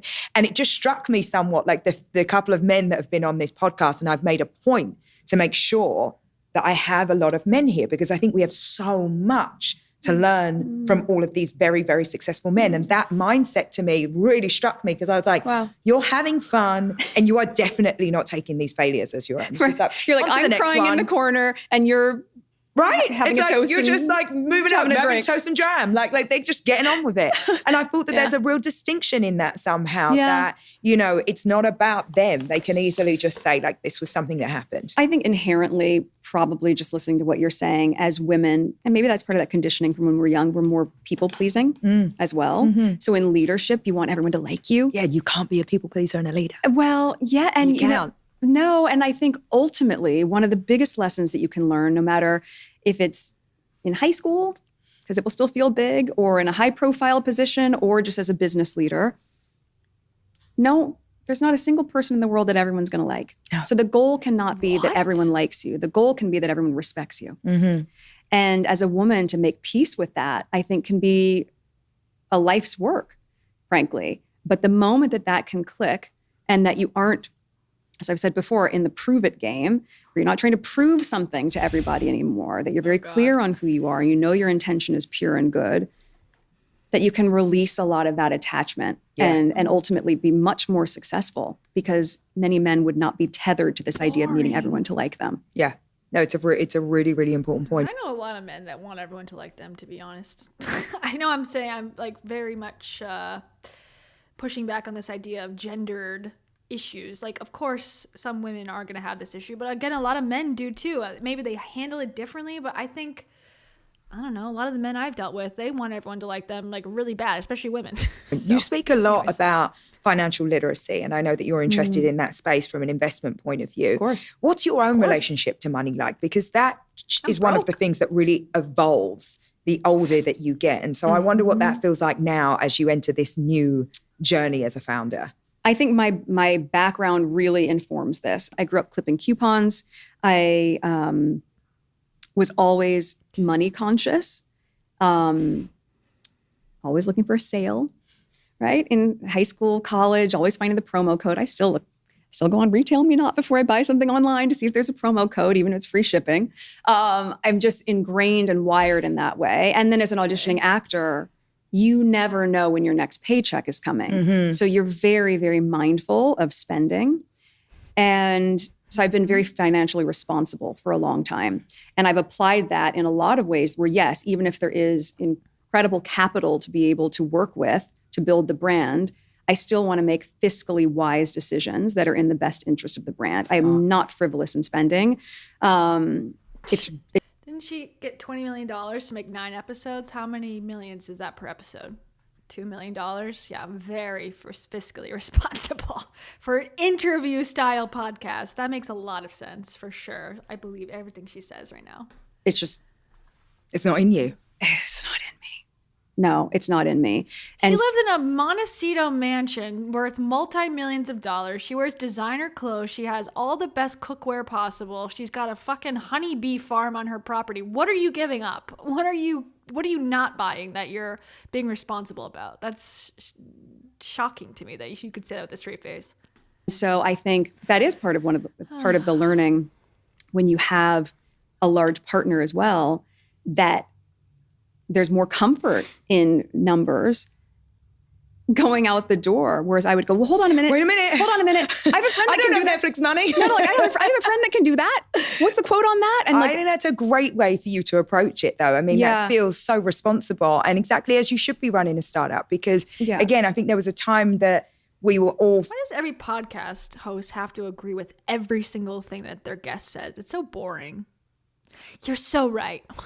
On every single thing, she's never wrong about anything. You disagree about nothing. You don't challenge anything. It's like, wow, what an amazing conversation. I'm learning so much. Feeling very, very different in businesses, like just chasing growth and, trying to get as big as possible. But it feels to me like what you're trying to build isn't necessarily about that. You have a distinct product and a distinct offering that you're putting out into the world. And so you have to tinker with that. You have to get it just right. And you have to do things that you're really proud of. Yes, incredibly proud of. And also when you're not trying to be trend driven, there's a rush to jump on a trend. There is no rush if you're working towards something that could ultimately and hopefully become a heritage brand. Yes. When you're looking for what is like my personal aesthetic, I find it to be classic, timeless. There is a reason that I'm sure there was puff sleeves were cool and trendy for a moment. I didn't catch that trend. I wasn't doing that. You were still in your white button down. I was still in my crisp white button down and jeans. And so, when I look at the brand through that same lens, I think it's really important to say, then there isn't the same sense of urgency and rush because you're not trying to meet a moment. You're trying to meet something that can be evergreen. Yeah, you're doing something that's that's classic and has tradition, and like you said, it's an evergreen proposition that's just going to keep growing and growing. Yes. Sounds like it will be a wonderful business. Thank you. A business for the long term. Thank you. What are you most proud of in your career when you think about everything that you've done today? In my career? Yeah. In your career and your business life, if you like. Investing in myself. I'd spent so many years since we came over here, really, even prior to that, investing in the success of other women and their companies. And I love being able to do that, as we talked about with fashion. And I loved being able to have a portfolio, female founders. But I do think it takes a little bit of courage to bet on yourself. Yeah. And that's felt really good. Yeah, it really does. It really, really does. God, these people, watching these people give interviews like this, it really does make me feel like I need to give myself a little more credit. These people give themselves so much credit and people just take it at face value. Yes, so brave of you to spend the money that you have.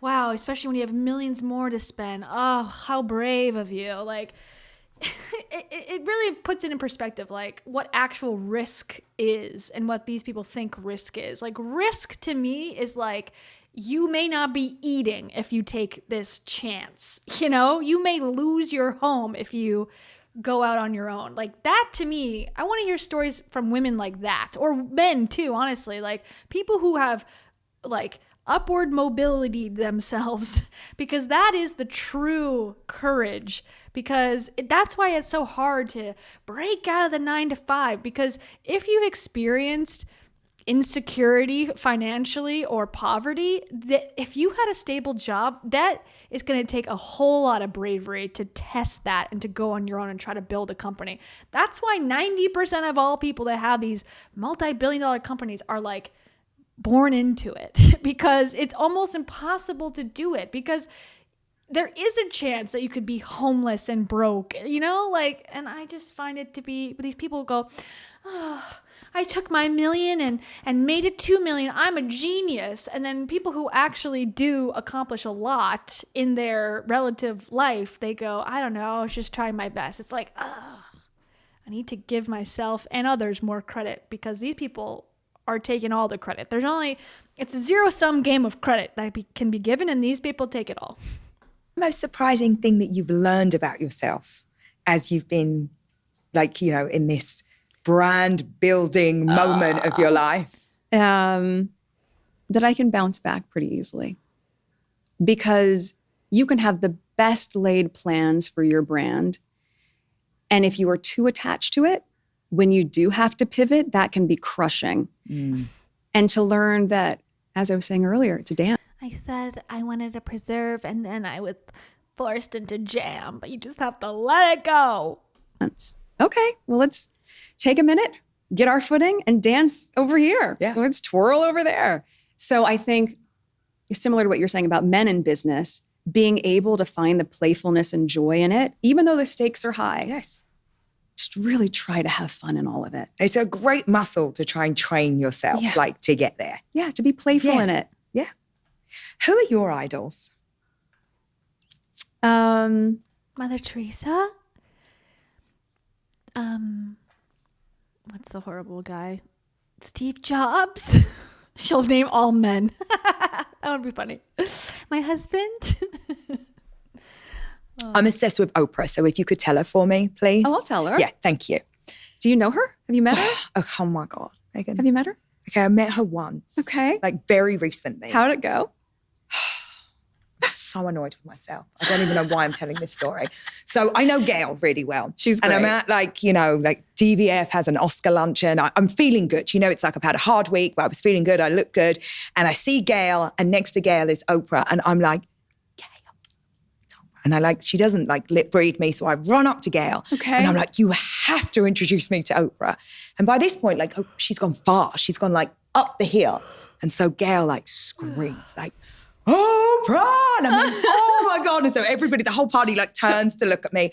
Oprah's walking towards me. And, you know, in my head, I've been preparing for this conversation my whole life. I have sunglasses on. I don't take the sunglasses off. Oh, I that's okay. sweat profusely. She's holding my hand, and I don't even remember what I said. And I was like, oh no. You should have said that you believe in ghosts and that you talk to, you know, the ancestors, and she would have been like, I'm going to put you on stage tomorrow. You love ghosts? Come on. That's all she's got. Spiritual gurus that, you know, spout platitudes. You would have been on her list if you would have said that, but you've messed up. Oh, like that wasn't my Oprah moment. Like that wasn't it. But So you you'll know, have that another for me, moment. You'll No, have- there'll be, listen, Yes. I'm 100% sure. I'm channeling her into me. Like I know I'll have another You moment. come up to Montecito for lunch, we can plan a lunch. Oh my God, Would that I've be just fun? And you scored can plan myself a all the date. That's things it. that We you can wanna finish the say. podcast now. Bye. But is there anyone that gives you the Oprah sweats? Like, Who do we think she's going to say? Sheryl Sandberg. I got.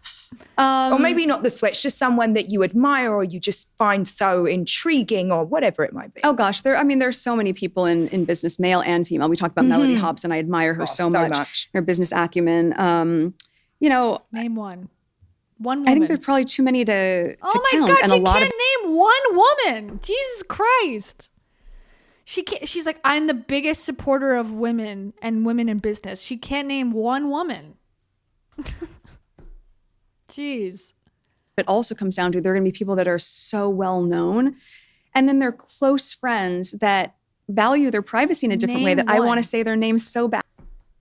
They value their privacy so much. Oh, so that they're secret entrepreneurs? You don't think you can mention that you admire them on a podcast? What the hell? She can't think of a name. I'm convinced she doesn't have one in her head, and she's panicking right now. Badly right now. But one of my idols is my very best friend. She's the godmother to our children. Oh. I love how she carries herself in business. I think she is just Who is she? a remarkable human being. So it's important to say that the idols that exist on a What's her name? What the hell? very large scale, there's value there without question. But you can sometimes look at the people that are right in front of you and see them as idols as well. As literally, this is a horrible answer. She sounds like a complete idiot. I'm sorry. But also, like, her whole thing was, when I used to go out in public and the paparazzi would take pictures, I made sure to wear the jeans that were saving women from human trafficking because my voice is so important. She has a platform right now to name a woman that she admires. She set her up 8 times and gave her time to think and like said, okay, let me tell my Oprah story for 5 minutes while I give you time to think of a woman so you don't look like a complete buffoon here. And she cannot do it. She's like, I respect people's privacy so much, but my best friend, I will not name her. What are you talking about? Not one? It's crazy. You not Mindy Kaling? Something? Somebody? Shout out anyone? No, that's because I think all she thinks is Meghan, honestly. Yeah, listen, life gets really good when you are like that with your idols, when they're in your life. Yeah. And that's something that you can say with honesty. I think that's pretty impressive, actually. I really do. Looking ahead, what will... I'm shocked. Honestly, I'm shocked by that answer, that she could not come up with one name other than the woman she mentioned already, offhandedly.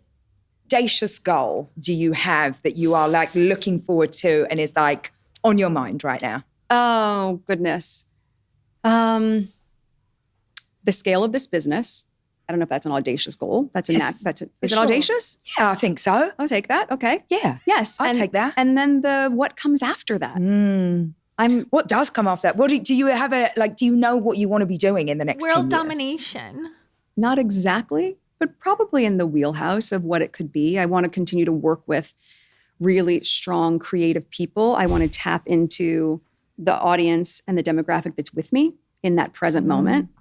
And so this is one chapter. Life has many chapters.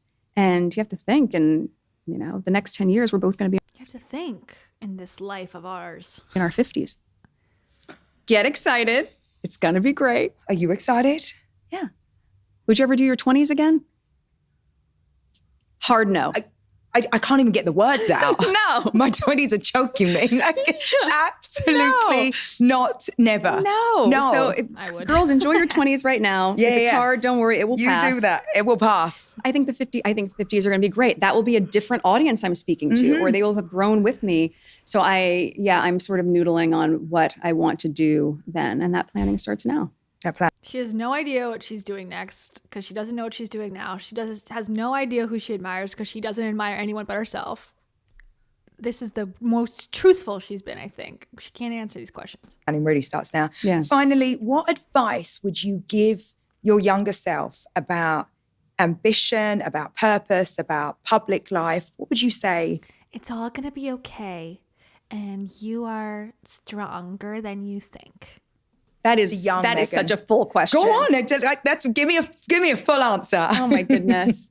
Well, I would say that life is full of surprises. And also that, life is short. And I really believe that no matter what anyone is going through, that if you are able to say that, yes, this is going to pass, or this is amazing and let's really embrace it, that you're ultimately going to have that perspective we talked about earlier. You know that Khalil Gibran book, A Tear and a Smile? Oh, it's such a good one. You need both. It's such a good one. You need both in this life. And I think the moment that you can recognize that both are going to be true in your life, you can not just be in acceptance of it, you can actually be in gratitude for it. And to see what others might say is, I don't know, Jordan has a great quote, and I'm going to butcher it. But he literally says, there are no failures because every time I failed, I was learning something. So you're actually winning. Didn't you say that earlier? because that knowledge is what you carry Jordan, whoever that is, I don't know. Michael Jordan? Who are you talking about? with you. So I think, yeah, my younger self, gosh, she was my 15-year-old self. She was class president. She was multicultural club president. She was so busy. And yeah, I think my she admires herself only and exclusively. 15-year-old self would be really proud of me today. Good for you. I do. Cool. And that makes me happy. Great.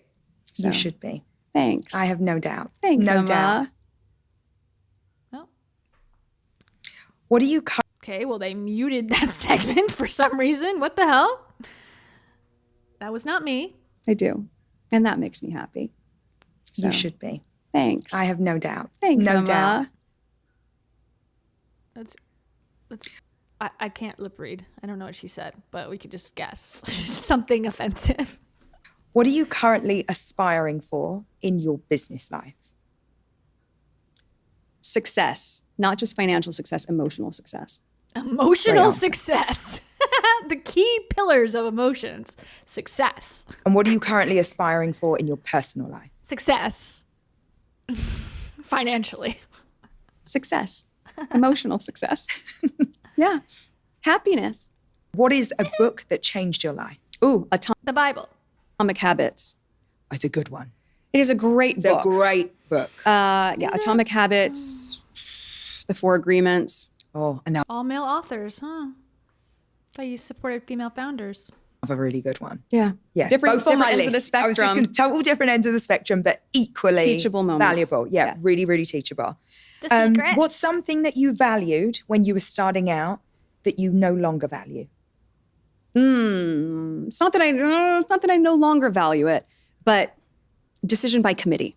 Meaning when you're like, do you think it's good? Do you think it's good? Do you think it's good? Do you think it's good? Do you like that? Do you think it's good?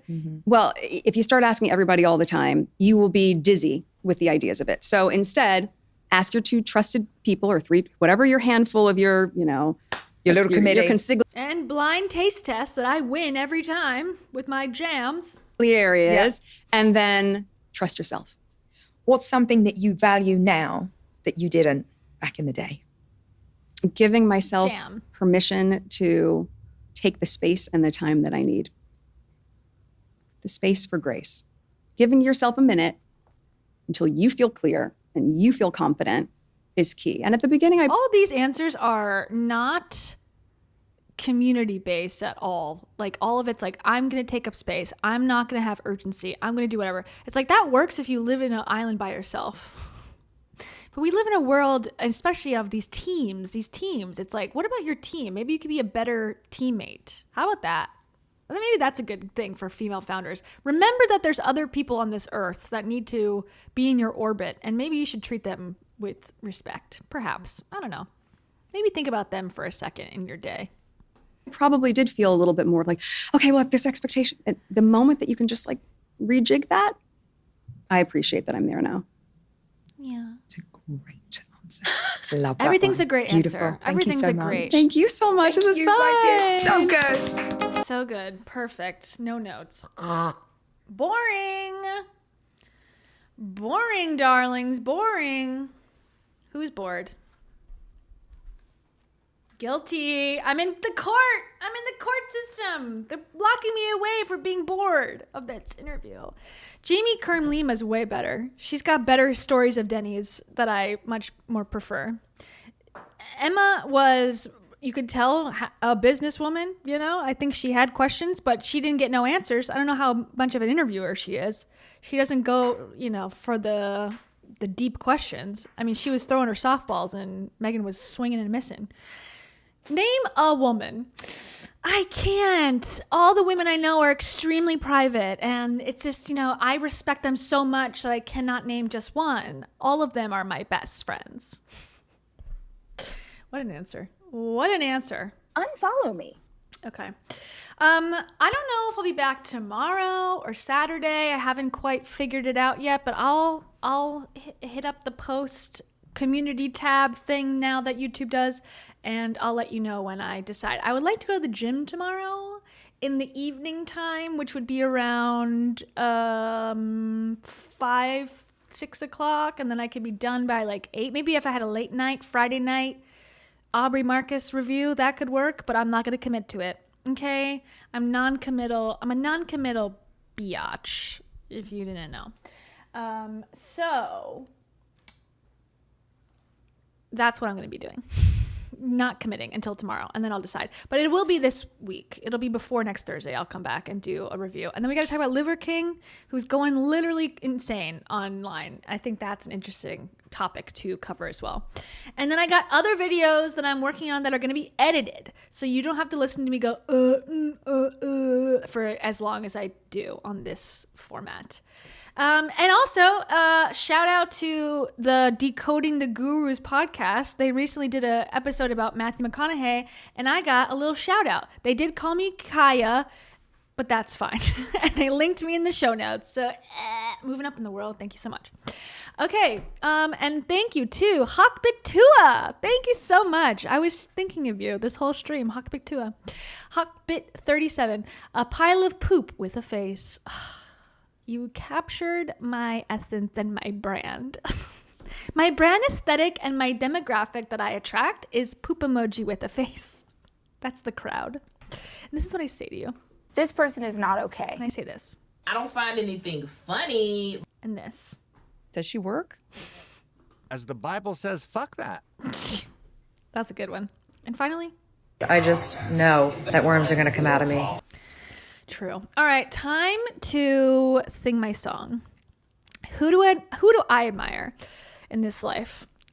So hard. Tarot? I admire Tarot. Her ability to relax on a daily basis and really take up space is just so special to me. Okay. See ya. Bye.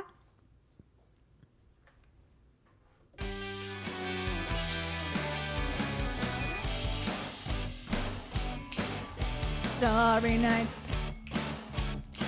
I gotta be successful financially, emotionally, and most importantly, Nicole Campbell. Most importantly, you gotta be really pretty, but thankfully you are a console who is a woman. Is there a woman that you know on this earth? I got one for you, Lillian Massey. That's a woman.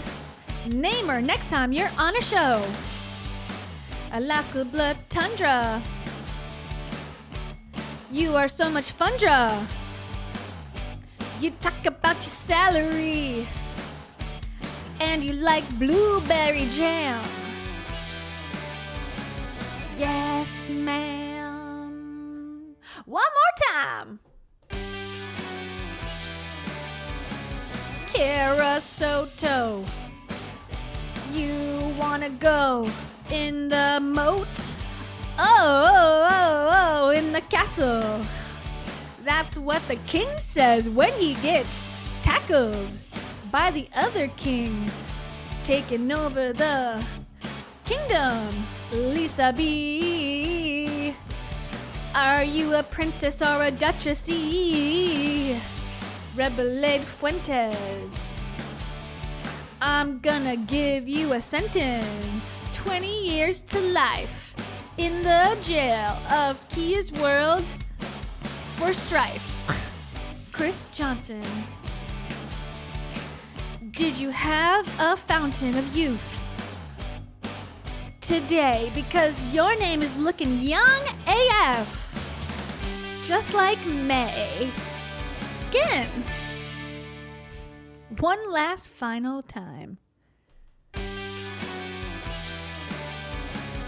Rob Sheehan, do you like the color green? Green like my garden in my yard, where I raise all my vegetables and bees come to sneeze, so the pollen gets on the trees. Hey, Darrow says meow meow. She is so cute. Mary, you are cute too. Not contrary to what I always say to you. And let's go back to the talk about my garden. Because it is true.